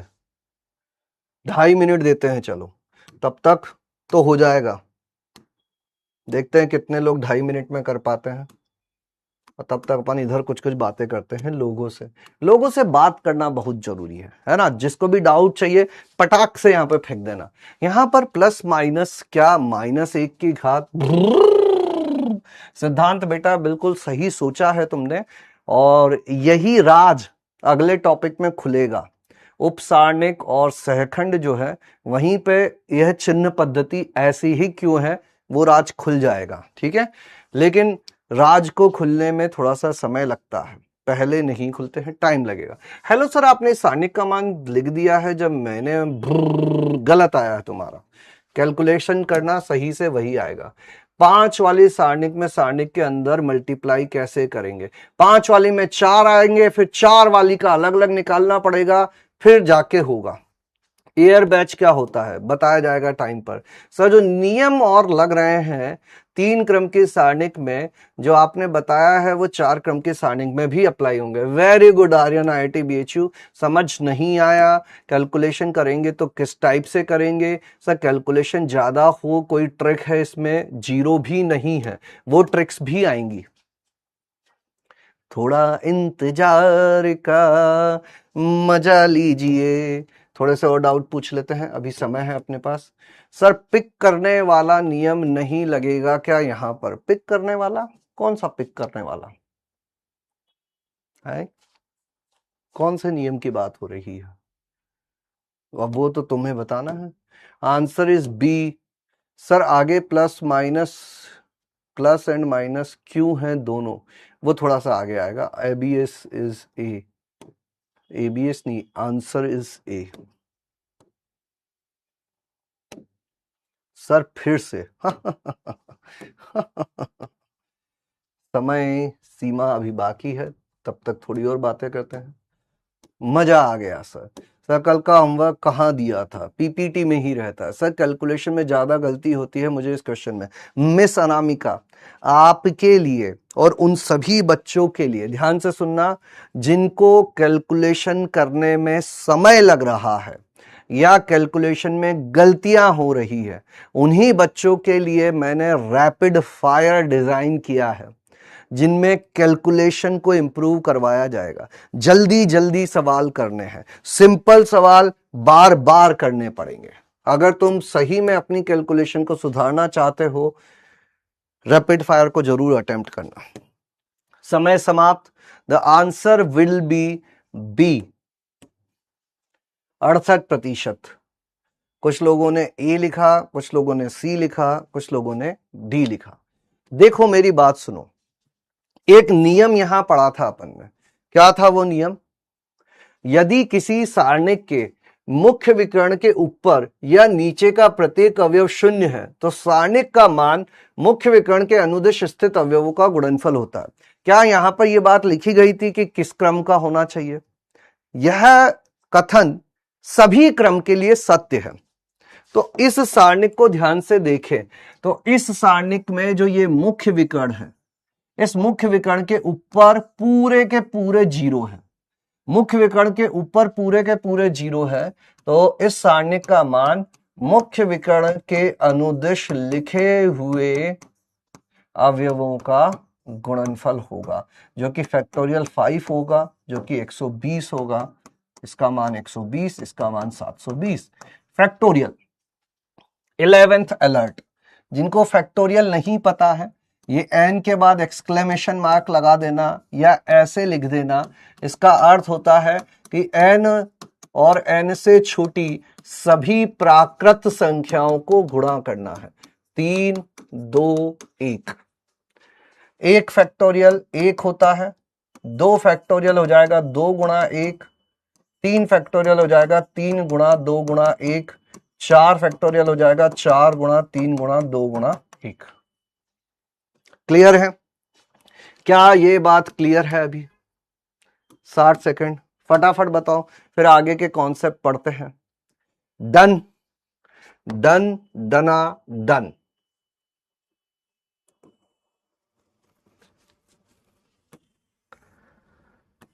ओ माय गॉड्स,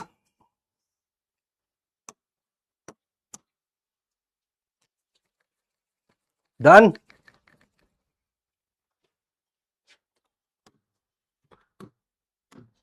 %97। आगे आते हैं, फिर से कुछ शॉर्ट नोट्स वाले पॉइंट लिखना बंद कर दें, सुनना शुरू कर दें। यदि एक पंक्ति या स्तंभ में सभी अवयव शून्य है तो सारणिक का मान शून्य होगा। ऑब्वियसली कॉमन सेंस की बात है कि अगर पहली पंक्ति में सब जीरो आ गए तो मैं इसी के सापेक्ष प्रसार कर दूंगा ना, जीरो हो जाएगा उत्तर। अगर किसी एक स्तंभ में सारे जीरो आ गए, मैं इसी के सापेक्ष प्रसार कर दूंगा ना, उत्तर जीरो हो जाएगा। समझ गए क्या बात को? बोलो, डन है ये बात? अगली चीज, यदि किसी भी सारणिक की दो पंक्तियां या स्तंभ समान हो तो सारणिक का मान शून्य होता है। छोटी छोटी मगर मोटी बातें कैलकुलेशन को आगे बढ़वाएंगे तुम्हारी। कैसे? मान लीजिए इसमें ए बी सी लिखा हुआ है, बाकी दोनों पंक्तियां समान हैं, तो तुम स्मार्टली क्या करोगे? इस पंक्ति के सापेक्ष प्रसार कर दोगे। यहां क्या आएगा? Y Z minus Y Z zero हो जाएगा। माइनस बी करोगे तो X Z minus X Z zero हो जाएगा। Plus C X Y minus X Y, ये भी जीरो हो जाएगा। तो अगर दो पंक्तियां या दो स्तंभ समान है, पढ़ने वाली जनता ध्यान से सुनना, अगर दो पंक्ति या दो स्तंभ समान है तो उन दो पंक्ति को छोड़कर बाकी तीसरी पंक्ति या उन दो स्तंभ को छोड़कर बाकी तीसरे स्तंभ के सापेक्ष प्रसार करोगे, सब zero zero zero zero zero zero होता जाएगा। तो ऐसे भी नहीं करेंगे, हम तो डायरेक्ट देख लेंगे कि अच्छा दो पंक्तियां समान हैं क्या।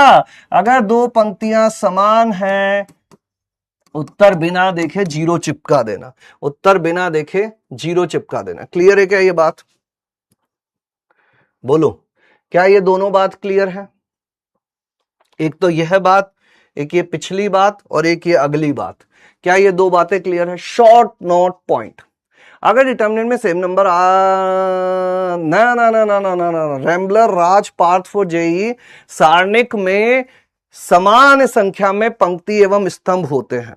अगर समान संख्या में पंक्ति और स्तंभ नहीं है तो वह सारणिक नहीं होती है। ठीक है,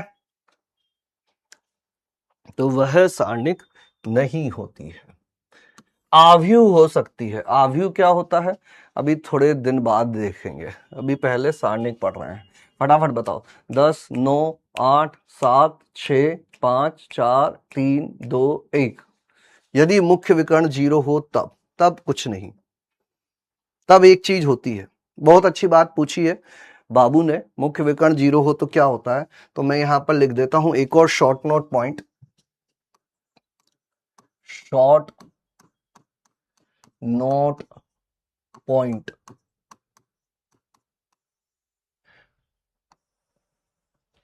क्या है ये पॉइंट?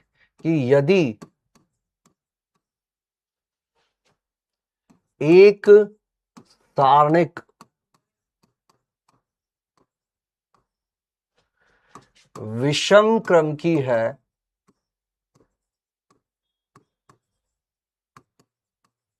एवं निम्न प्रकार की है।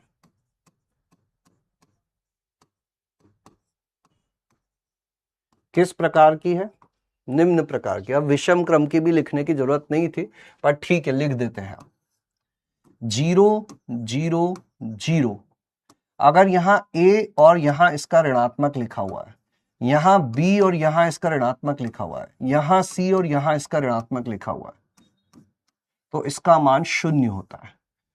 चाहे ऐसा हो,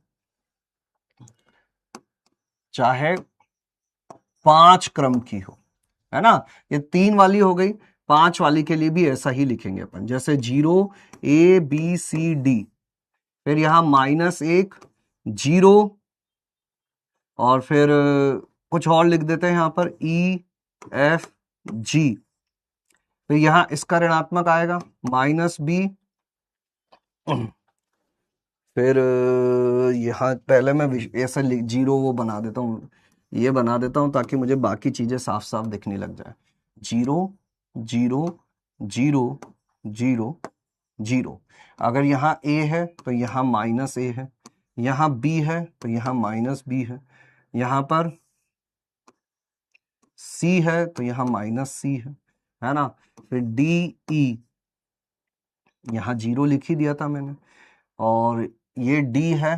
कुल मिला के इसके सापेक्ष बड़ी गड़बड़ हो जा रही है, रुको, जगह ही कम पड़ गई वहां पर, यहां बनाता हूं, ठीक है। भावनाएं तो तुम समझ ही गए होंगे, समझे कि नहीं? 0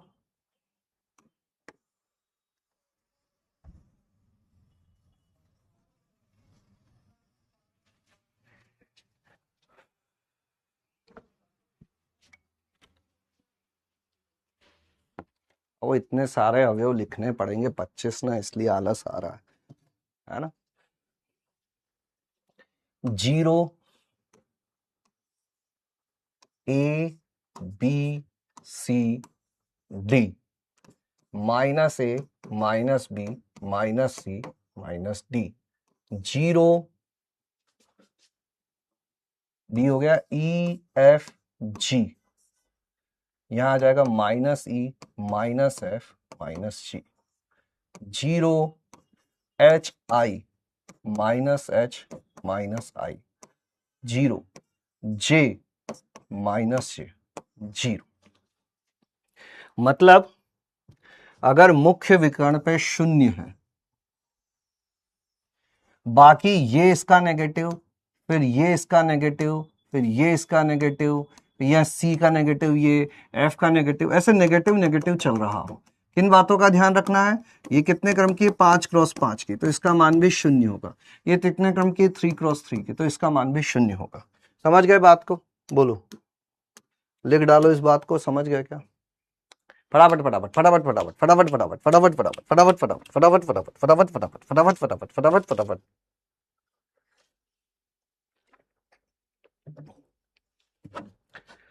बोलो, है ना? बोलो बोलो।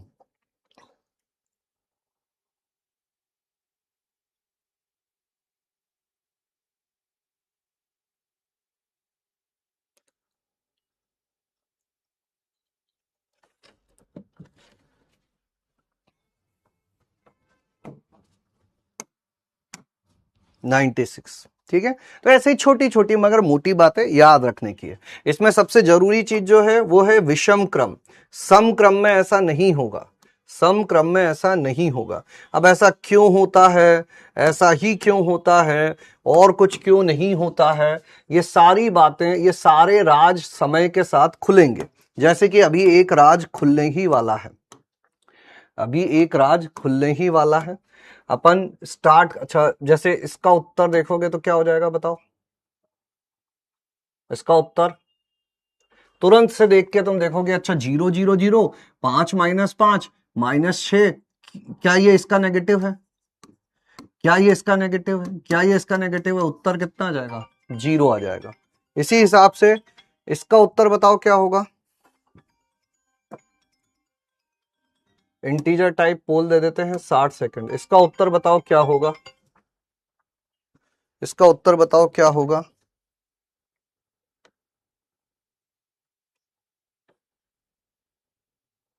इसका उत्तर बताओ क्या होगा।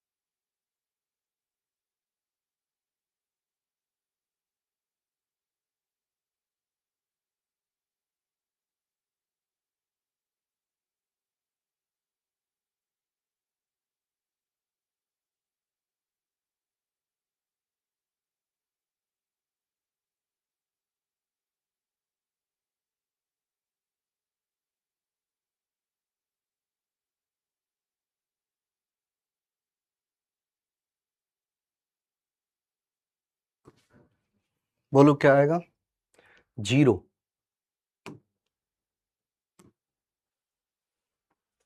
96%, वेरी गुड। दिख रहा है हमको कि यहां 0 0 0 है, ये इसका ऋणात्मक है, ये इसका ऋणात्मक है, ये इसका ऋणात्मक है, उत्तर क्या हो जाएगा, 0 हो जाएगा। क्लियर। चल कहानी को आगे बढ़ाते हैं, है ना। कुछ कुछ सवाल मैं यहाँ होमवर्क दूंगा, जैसे ये एक होमवर्क है, ये घर पे करना है तुमको, ये एक होमवर्क है, ये घर पे करना है तुमको, ये एक होमवर्क है, ये घर पे करना है तुमको। ठीक है, अब आ जाते हैं अपन अपने अगले टॉपिक पर। फटाफट से टॉपिक लिखो और बताओ अभी तक की बातें क्लियर है ना जनता। पार्टिसिपेशन चाहिए मुझे, एक्टिव पार्टिसिपेशन चाहिए मुझे। कोई भी आलसी वाड़ा नहीं करेगा कि मैं तो उत्तर नहीं दूंगा, हाँ हाँ हाँ हाँ। पोल आया, उत्तर देना है, सही दो गलत दो, कोई तुम्हें जज नहीं कर रहा है। बताओ अभी तक की चीजें क्लियर है, अगला टॉपिक शुरू करें।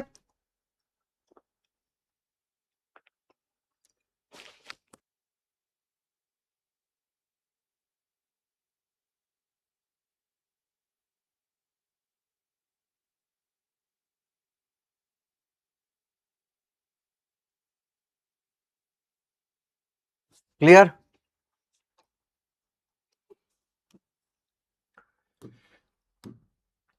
98.03%, वेरी गुड। अब सुनो, अब कुछ और राज खुलने का समय आ गया है, कुछ और राज खुलने का समय आ गया है।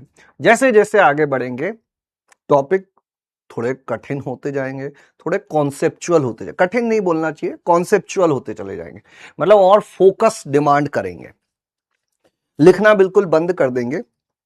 दो टर्म्स यहां लिखी हुई है, एक है उपसारणिक जिसको अंग्रेजी में कहा जाता है माइनर्स, और एक है सहखंड जिसको अंग्रेजी में कहा जाता है कोफैक्टर्स। समझ रहे हो, मजा आ रहा है, तो ऐसे ही सुनते रहना, बहुत मजा आएगा, बहुत बहुत अच्छे से पढ़ाता हूं, मजेदार लगेगा। एनीवेज, भावनाओं में मैं बह जाता हूं कभी कभी। मुझे क्या है ना कि अगर कोई फोकस्ड होके पढ़ रहा हो ना तो मुझे बहुत मजा आने लगता है। ठीक है, देखो उपसारणिक, माइनर, कोफैक्टर, सहखंड। पहले अपन स्टार्ट करेंगे 2x2 से और अपन खत्म कर देते हैं 3x3 पर। बस यही है, एक वाले का तो कुछ अस्तित्व ही नहीं है और 4 वाला पूछा नहीं जाता है। तो अपन पहले दो क्रम या दो कोटि के सारणिक के लिए बातें करेंगे।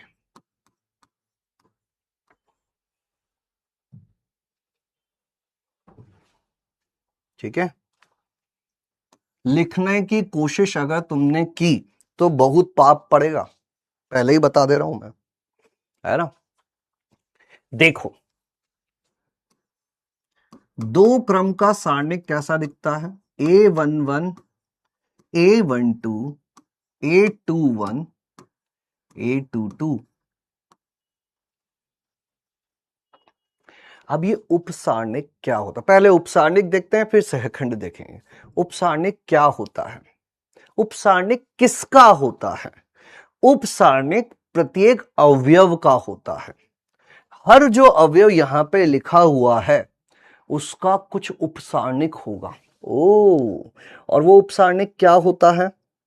वो उपसारणिक होता है, जैसे कि अपन बात करें पहले अवयव की, अवयव अवयव अवयव लिया अपन ने A11, तो इसके जो उपसारणिक है, इसका जो उपसारणिक है, इसके उपसारणिक का नाम रखा जाता है कैपिटल M11, मतलब इस अवयव का उपसारणिक हो गया M11। अब ये M11 क्या होता है? M11 होता है A11 के संगत, A11 के संगत पंक्ति हटा दो, A11 के संगत स्तंभ हटा दो, और जो बची हुई चीज है उसको सारणिक में लिख दो। अब A22 का सारणिक तो क्या हो जाएगा? A22 ही हो जाएगा। यानी कि A11 जो अवयव था उसका उपसारणिक हो गया A22। समझे बात को? उपसारणिक की बातें कर रहे हैं। फिर दूसरे पर आता हूं, A12। A12 का उपसारणिक होगा M12, और M12 में क्या होगा? पहली पंक्ति, ओहो ये क्या कर दिया मैंने, इसको उठाकर इधर ले आते हैं। इसके संगत पंक्ति, इसके संगत स्तंभ हटा दिया, तो बची क्या चीज? A21, और A21 ही रहेगा। इसी हिसाब से तुम मुझे ये बताओ कि जो A21 वाला अवयव है और A22 वाला अवयव है, इसका जो उपसारणिक होगा ये क्या होंगे? यहां तक की बातें लिख दो, और इन बचे हुए दो का उपसारणिक बताओ मुझे क्या होगा। इन दो का उपसारणिक क्या होगा बताओ फटाफट। विषम क्रम, विषम क्रम मतलब 1 क्रॉस 1 वाली, 3 क्रॉस 3 वाली, 5 क्रॉस 5 वाली। क्रम मतलब क्या? कितनी पंक्तियां कितने स्तंभ। विषम मतलब क्या? विषम संख्या, 1 पंक्ति 1 स्तंभ, 3 पंक्ति 3 स्तंभ, 5 पंक्ति 5 स्तंभ, वो हो गया विषम क्रम। ठीक है। M21, M21 में क्या होगा? M21 में होगा भाई पहला स्तंभ दूसरी पंक्ति, तो यहां क्या आ जाएगा? A12, इसका मान A12 ही हो जाएगा, और 22 में आ जाएगा A11, जिसका मान A11 ही हो जाएगा। ये इधर सरक सकता है क्या? ये इसको छोटे कर सकते हैं ना थोड़े से शायद। ओहो ये तो मैंने क्या कर दिया।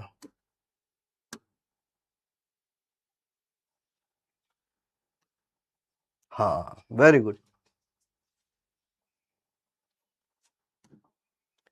बहुत बढ़िया। तो उपसारणिक क्लियर है। अवयव, उसके संगत उपसारणिक,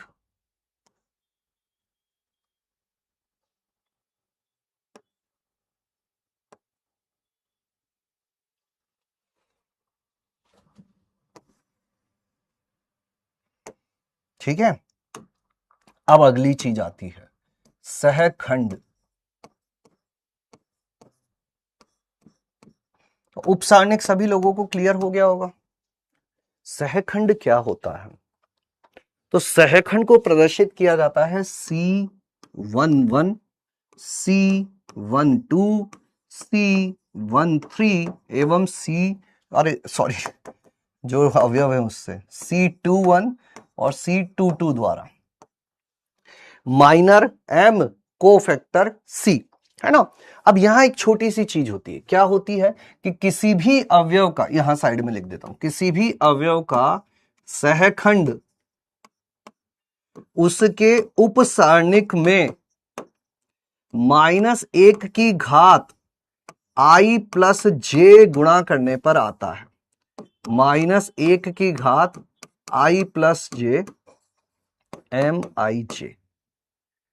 मतलब अगर तुम्हें C11 चाहिए तो क्या होगा? -1 की घात 1 प्लस 1 M11। C12 चाहिए तो -1 की घात 1+2 M12 हो जाएगा। C21 चाहिए तो -1 की घात 2+1 M21 हो जाएगा। और C22 चाहिए तो -1 की घात 2+2 M22 हो जाएगा। ये कितना हो जाएगा? देखो 1+1 हो गया 2, -1 की घात 2, -1 की घात 2 फिर से 1 ही हो जाएगा, ये M11 ही रह जाएगा। -1 की घात 3, -1 की घात विषम संख्या होगी तो ये कितना हो जाएगा? 12 हो जाएगा। यहां पर भी -1 की घात ये हो जाएगा। M11 क्या था? M11 था A22, तो ये A22 ही रह जाएगा। M12 क्या था? M12 था A21, तो ये माइनस का A21 हो जाएगा। C21 माइनस M21 क्या था? A12 हो जाएगा। और इसी तरह से C22 क्या हो जाएगा? प्लस का A11। क्या इतनी बात क्लियर है? फटाफट बताओ, क्या इतनी बात क्लियर है? क्या इतनी बात क्लियर है?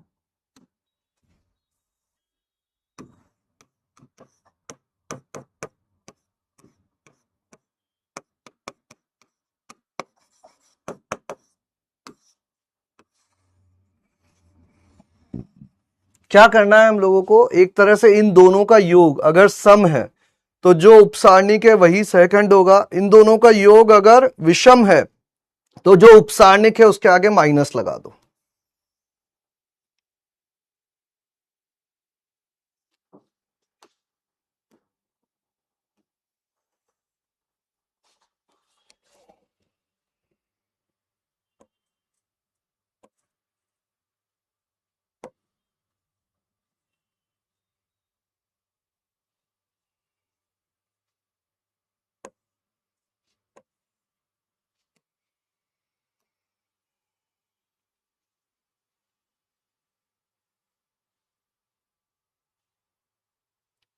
नाइन्टी 91%। यहां पे जनता थोड़ी सी अपनी बिखर गई, ठीक है, कोई बात नहीं, ध्यान से सुनना। यहां पर मैं परिभाषा लिख रहा हूं, लिखो एक बार फिर समझेंगे, है ना।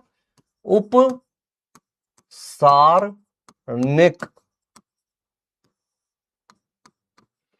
अवयव, सभी लोग लिखेंगे जिनको समझ में आ गया है, नहीं आया है। अवयव ए आई जे का उपसारणिक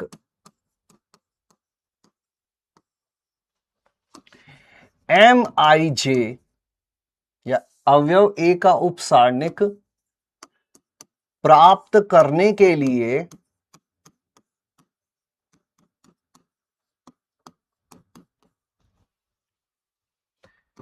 दी गई सारणिक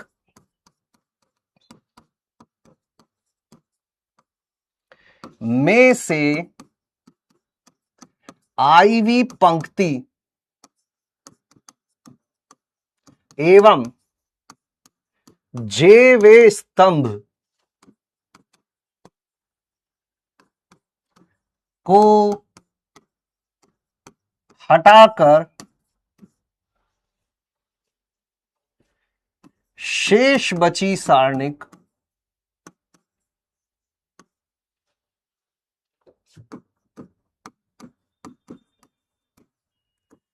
का मान निकाला जाता है।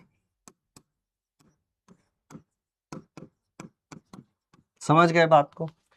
A11 का चाहिए तो इसके संगत पंक्ति स्तंभ को हटा दो, शेष बची सारणिक, बचा क्या? A22, तो उसकी सारणिक, ये आईवी पंक्ति व जेवे स्तंभ को हटाकर शेष बची सारणिक का मान निकाला जाता है। जैसे A21 का चाहिए था तो A21 के संगत स्तंभ पंक्ति को हटा दिया, जो बचा हुआ उसको सारणिक के रूप में लिख दिया। और सहखंड क्या होता है? ये इसको अपन पहले लिख देते हैं। उपसारणिक को किसके द्वारा प्रदर्शित किया जाता है? एम आई जे, यहां ब्रैकेट में लिख देना। और सहखंड क्या होता है? सहखंड होता है -1 की घात आई प्लस जे गुणा उपसारणिक।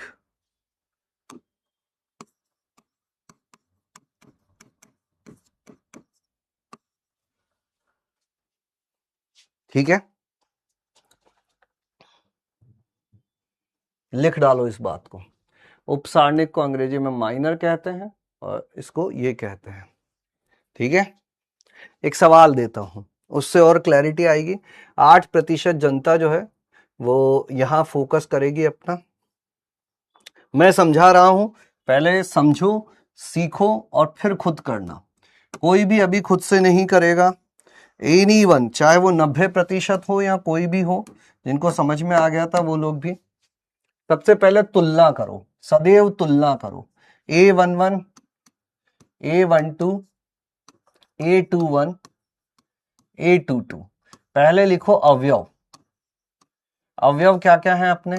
A11 है 2, A12 है -4, A21 है 0 और A22 है 3। इसके संगत उपसारणिक लिखना है। अब है ना, हर चीज को अपन जो है ऐसे फैला फैला के नहीं लिखेंगे, कुछ चीजों को अपन ऐसे देख के भी कर सकते हैं। जैसे A11 में पहली पंक्ति और पहले स्तंभ को हटा दिया, पहली पंक्ति और पहले स्तंभ को हटा दिया, दिख क्या रहा है? अब केवल 3 दिख रहा है। तो ये M11 जो हो जाएगा वो क्या हो जाएगा? 3 हो जाएगा। फिर M12 क्या होगा? पहली पंक्ति और दूसरे स्तंभ को हटा दिया, बचा क्या? 0, 0 हो जाएगा। फिर A21, दूसरी पंक्ति और पहले स्तंभ को हटा दिया, -4। 22, दूसरी पंक्ति दूसरे स्तंभ को हटा दिया, 2।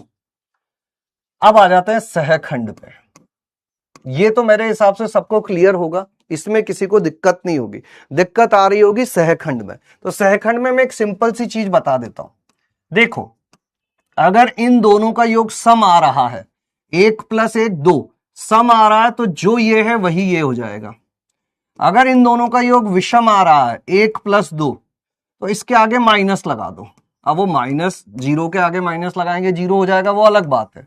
2 1, दोनों का योग विषम आ रहा है, -1 की घात विषम होगा, एक माइनस आएगा, इसके साथ गुणा होगा, तो जो -4 था उसके आगे एक और माइनस लग जाएगा, ये प्लस का 4 बन जाएगा।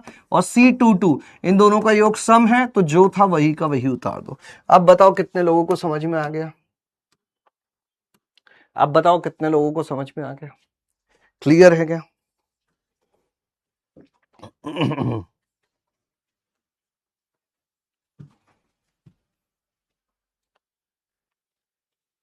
क्या डीपीपी का क्वेश्चन लिखना जरूरी है क्या? देखो, मेरे हिसाब से अगर तुम्हें डीपीपी में कोई क्वेश्चन नहीं हुआ या कोई क्वेश्चन बहुत अच्छा लगा तो उनको लिख लेना। ठीक है दादा?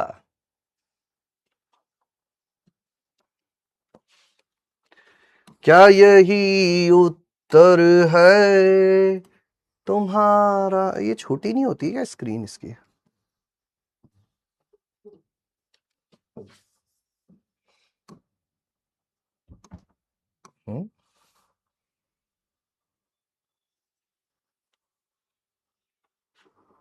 ओहो हो, और छोटा नहीं होगा क्या? ये क्या हो गया, इतना बड़ा हो गया ये? इसको कोई छोटा करवा दो, कोई इसको।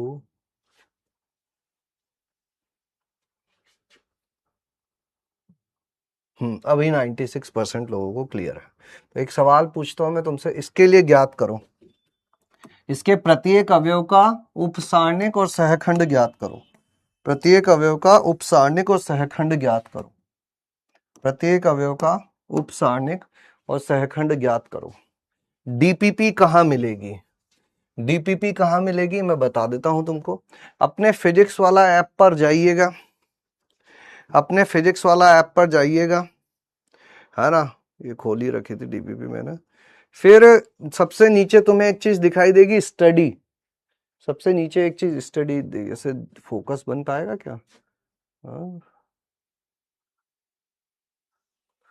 नहीं बन पाएगा ना, इतना दूर से नहीं दिखेगा। तो स्टडी पे जाना, यहां पर बैच सेलेक्ट करना, Lakshya JEE Hindi 2027, view all classes, maths.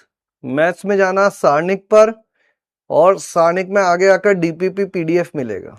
वहां पे डीपीपी मिलेगी तुमको, ठीक है? क्लियर? क्या उत्तर आ रहा है? क्या आया उत्तर? हाँ, क्यूओटीडी भी आएगा, सब आएंगे अभी। अभी थोड़ा सा रुको, तो रुको जरा, ठहरो। कैसे करेंगे? पहला अवयव A11 है A12 है C, A21 है B और A22 है D। M11 क्या हो जाएगा? इसके संगत पंक्ति और स्तंभ को हटा दिया D। M12 क्या हो जाएगा? इसके संगत पंक्ति और स्तंभ को हटा दिया B। M21 क्या हो जाएगा? इसके संगत पंक्ति और स्तंभ को हटा दिया C। और M22 क्या हो जाएगा? इसके संगत स्तंभ और पंक्ति को हटा दिया A।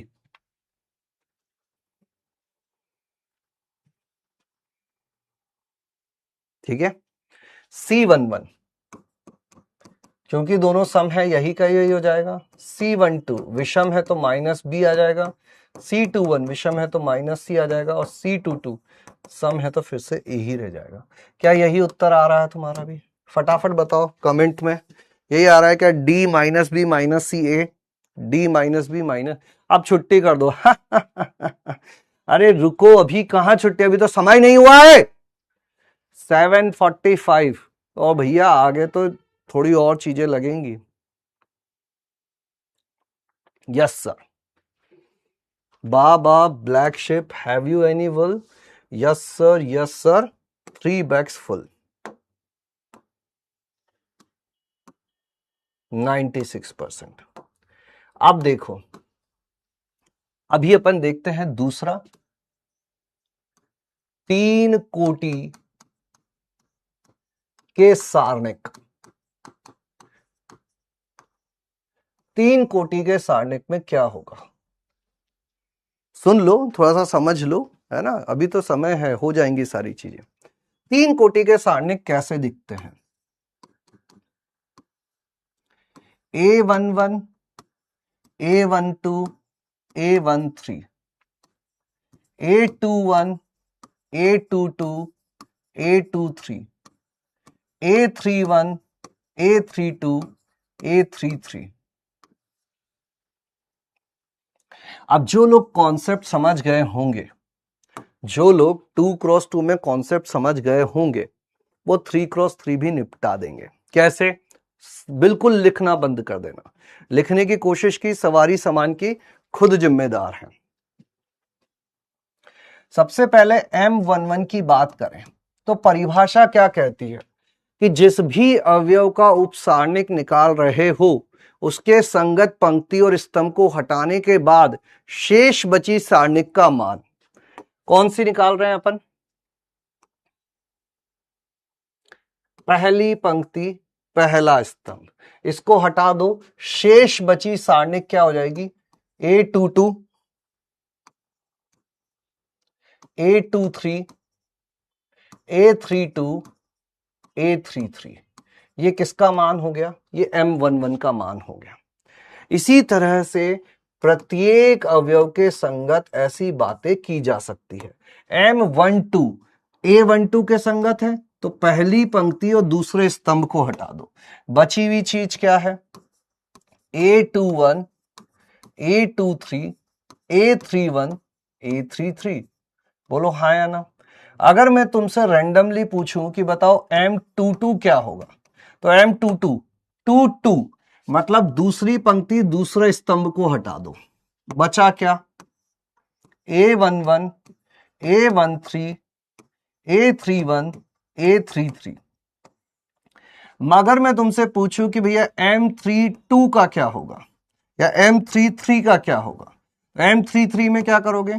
तीसरी पंक्ति और तीसरे स्तंभ को हटा दोगे, तीसरी पंक्ति और तीसरे स्तंभ को हटा दोगे, बचेगा क्या? A11, A12, A21, A22। ऐसे करते हुए 9 के 9 अवयव के उपसारणिक निकाले जा सकते हैं। क्या ये बात क्लियर हुई तुमको? कितने लोगों को ये बात क्लियर हो गई है जिस भी अवयव का उपसारणिक चाहिए उस अवयव के संगत पंक्ति और स्तंभ को हटा दो, बाकी बची हुई सारणिक का मान निकाल दो। ये सारणिक का मान कितना हो जाएगा, A22 गुणा A33 माइनस A23 गुणा A32। इस सारणिक का मान कितना हो जाएगा, A21 A33 minus A23 A31। ऐसे ही इसका मान भी निकाला जा सकता है, ऐसे ही इसका मान भी, सिंपल है ना। 97%, वेरी गुड। अब अगर मैं कहूं तुमसे कि भैया मुझे तुम सहखंड लाके दो, तो फिर से क्या करना, 1 + 1, अगर ये सम आ रहा है तो जो उपसारणिक है वही सहखंड होगा। M12 C12 1 + 2 विषम आ रहा है तो माइनस M12 हो जाएगा।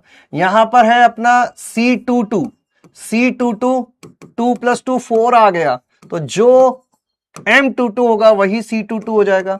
C33 3 + 3 6 आ गया, तो जो M33 होगा वही C33 हो जाएगा। ऐसे ही मैंने एक हल्का फुल्का तुम्हें बता दिया है। इस पर सवाल अब मैं कल करवाऊंगा, लेकिन कल मैं इसकी थ्योरी नहीं बताऊंगा। रिकैप में जो बताएंगे बस वही बताएंगे, इसके बाद सीधा इस पर सवाल करवाएंगे। तो आई होप आप लोग यहां तक की चीजें पढ़कर आएंगे, आई होप आप लोग यहां तक की चीजें पढ़कर आएंगे, ठीक है। बोलो क्लियर है, इतनी चीजें पढ़कर आना है। इसके ऊपर सवाल अपन कल करेंगे। क्या सभी उपसारणिक का मान समान रहेगा? नहीं, कुछ भी आ सकता है, डिपेंड करेगा वो तो क्या संख्याएं लिखी हुई है। कुछ और बच गया अभी, कुछ और बच गया?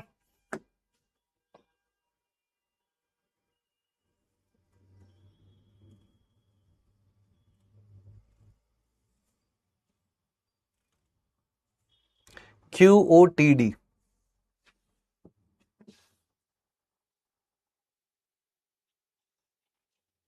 Yes, very good. देखो ध्यान से सुनना, कैसे ये कॉन्सेप्चुअल सवाल होंगे जो हमारी थिंकिंग को थोड़ा सा बढ़ाएंगे। इस सवाल को ध्यान से देखो, यहां हमको कुछ चीजें लिख के दी हुई है, P λ⁴, उसी को मैं थोड़ा सा साफ सुथरा लिख देता हूं, यहीं पे दिख जाएगा। ये लिखा हुआ है P λ⁴ plus Q λ⁴ plus R λ⁴ plus S lambda plus T is equal to, ये लिखा हुआ है। और इसमें भी लैम्डा के बारे में कुछ कुछ बातें लिखी हुई है। क्या लिखा हुआ है, λ² plus 3 lambda, lambda minus 1, lambda plus 3, lambda plus 1, 2 minus lambda, lambda minus 4, lambda minus 3, lambda plus 4 और 3 लैम्डा। ठीक है, अब साफ दिख रहा होगा अगर पहले नहीं दिखा। हमें यह कहा जा रहा है कि इस सारणिक का प्रसार करने पर यह चीज मिलती है। यही बात है ना, बराबर का मतलब दोनों चीजें बराबर हैं, ये बराबर है। अब एक तरीका तो क्या है कि इसका मैं पूरा प्रसार करूं और फिर तुलना करूं। इसका जब प्रसार करके एक बड़ा सा व्यंजक आएगा, फिर अपन तुलना करें कि λ⁴ का गुणांक इधर क्या आ रहा है, इधर क्या आ रहा है, फिर λ⁴ का गुणांक इधर क्या आ रहा है, इधर क्या आ रहा है। कुछ लोगों ने पूरा प्रसार किया होगा तो उन्हें वो चीज समझ में आ गई होगी। अब सुनना, समझना, out of the box thinking. अगर दो चीजें बराबर होती हैं तो वो कब बराबर होती है? समीकरण कब बराबर होती है? सदैव बराबर होती है। अगर मैं ये लिखूं कि अगर मैं ये लिखूं कि a प्लस बी का whole square a² plus 2ab plus b² होता है, तो ये कब होता है? हमेशा होता है। अगर मैं ये लिखूं कि x प्लस 1 का whole square x² plus 2x plus 1 होता है, तो कब होता है? हमेशा होता है। x का चाहे कुछ भी मान रख दो, हमेशा सत्य रहेगा या नहीं रहेगा, है ना। अब हमें निकालना क्या है? हमें निकालना है t। अगर मैं लैम्डा का मान कुछ ऐसा चुन लूं कि पी क्यू आर एस हट जाए और केवल टी बच जाए तो मजा नहीं आ जाएगा क्या? अब ये इसके बराबर है कब? सदैव लैम्डा के सारे मानों के लिए। तो मैंने डाल दिया लैम्डा इज इक्वल टू 0। जैसे ही लैम्डा इज इक्वल टू 0 लिखा, ये क्या बन गया? P गुणा 0, Q गुणा 0, R गुणा 0, S गुणा 0 प्लस टी, और इधर सारणी क्या बन गई? 0 का स्क्वायर प्लस 3 गुणा 0, 0, 0 माइनस 1, 0 प्लस 3, 1, 2, -4, -3, 4 और 0। ये पूरा हो गया 0, और यहां इसका प्रसार कर डालो पहली पंक्ति के सापेक्ष। 0 में कुछ भी लिखोगे 0 हो जाएगा। फिर -1, 0 गुणा 0 गुणा 1, 0, माइनस माइनस माइनस माइनस 12, और फिर प्लस का 3, और इधर हो जाएगा 4, और 3 दूना 6, तो टी का मान आ जाएगा 0। यहां हो जाएगा +1 -12, 3 गुणा 10 -12 प्लस 30, यानी कि कितना हो जाएगा? 18। उत्तर हो जाएगा बी। बोलो, मजा आया क्या? क्लियर है क्या? समझ गए बात को? अच्छा लगा सवाल? Question of the day 18। Very good Tanupriya, Jagdish, future IITian Devansh, समझ में आई कि नहीं आई बात? डन। ये बात याद रखना। और पढ़ने वाली जनता, एक चीज मैं बता देता हूं, आगे जाकर भविष्य में अपन एक चीज और पढ़ेंगे कि ये एस का मान कैसे निकाला जा सकता है, या बाकी का मान कैसे निकाला जा सकता है। इसी सवाल में मैं एक एड ऑन सवाल देता हूं तुमको। P plus Q plus R plus S plus T का मान कितना होगा? कल के लिए है ये। P plus Q plus R plus S plus T का मान क्या होगा? और P minus Q plus R minus S plus T का मान क्या होगा? ठीक है, ये दो चीजें कल करके लेके आना। कल का QOTD है ये, कल का QOTD है ये, जो कि जेईई मेंस 2023 में 11 अप्रैल की सेकंड शिफ्ट में पूछा गया था, और तुम इसको पूरी तरह से करने में अभी सक्षम हो। ठीक है, तो तुम्हारे लिए कल के लिए जो 2-3 सवाल मैंने वहां दिए थे वो हो गए। एक ये दो चीजें हो गई, ये QOTD हो गया। तो होमवर्क में मैं लिख देता हूं। सबसे पहले DPP करनी है तुमको, DPP नंबर 1 करनी है,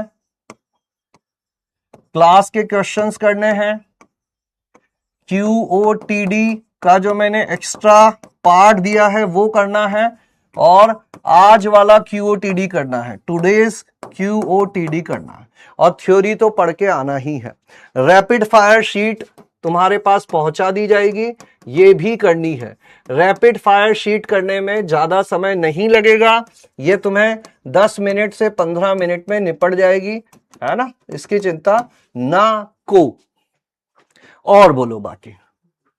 मॉड्यूल से अभी थोड़े दिन बाद देंगे होमवर्क, है ना, रुक जाओ, अभी मॉड्यूल से थोड़ा दिन बाद देंगे होमवर्क। ये क्वेश्चन बहुत इजी है, तो करो ना, तो करो ना, कौन रोक रहा है? अरे साहिल ने पूरा एक्सपेंड करके ही कर दिया था। ठीक है, अच्छे दादा, तो मैं बहुत ज़्यादा क्लासेस एक्सटेंड नहीं करता हूं। अभी थोड़े दिन बाद तुम्हें वीडियो कॉल भी किए जाएंगे, देखा जाएगा कि कितने लोग यहाँ पर एक्टिवली पार्टिसिपेट कर रहे हैं, होमवर्क करके ला रहे हैं, पोल्स में पार्टिसिपेट कर रहे हैं। DPP का डेटा मैं बताऊंगा, कम्युनिटी पर हम लोग बातें करेंगे, डाउट पोर्टल पे हम लोग बातें करेंगे, बहुत सारी चीज़ें आना बाकी है। अभी तो कहानी शुरू हुई है, अभी तो पार्टी शुरू हुई है। तो 3x3 की जो आज बात की थी उसी को आगे बढ़ाएंगे, और बहुत सारी चीजें और भी पढ़ेंगे कल की क्लास में। कोई भी क्लास अगर तुमने छोड़ी तो सवारी सामान की खुद जिम्मेदार है। अगली क्लास समझ में नहीं आए तो मेरे सामने आकर सर मत फोड़ना, ठीक है, मैं कुछ नहीं कर पाऊंगा। ठीक है, चलिए टाटा बाय बाय, गुड नाइट, स्वस्थ रहें, मस्त रहें, खुश रहें, पानी पीते रहें, अच्छा खाएं, और सबसे जरूरी चीज प्यार लुटाते रहें।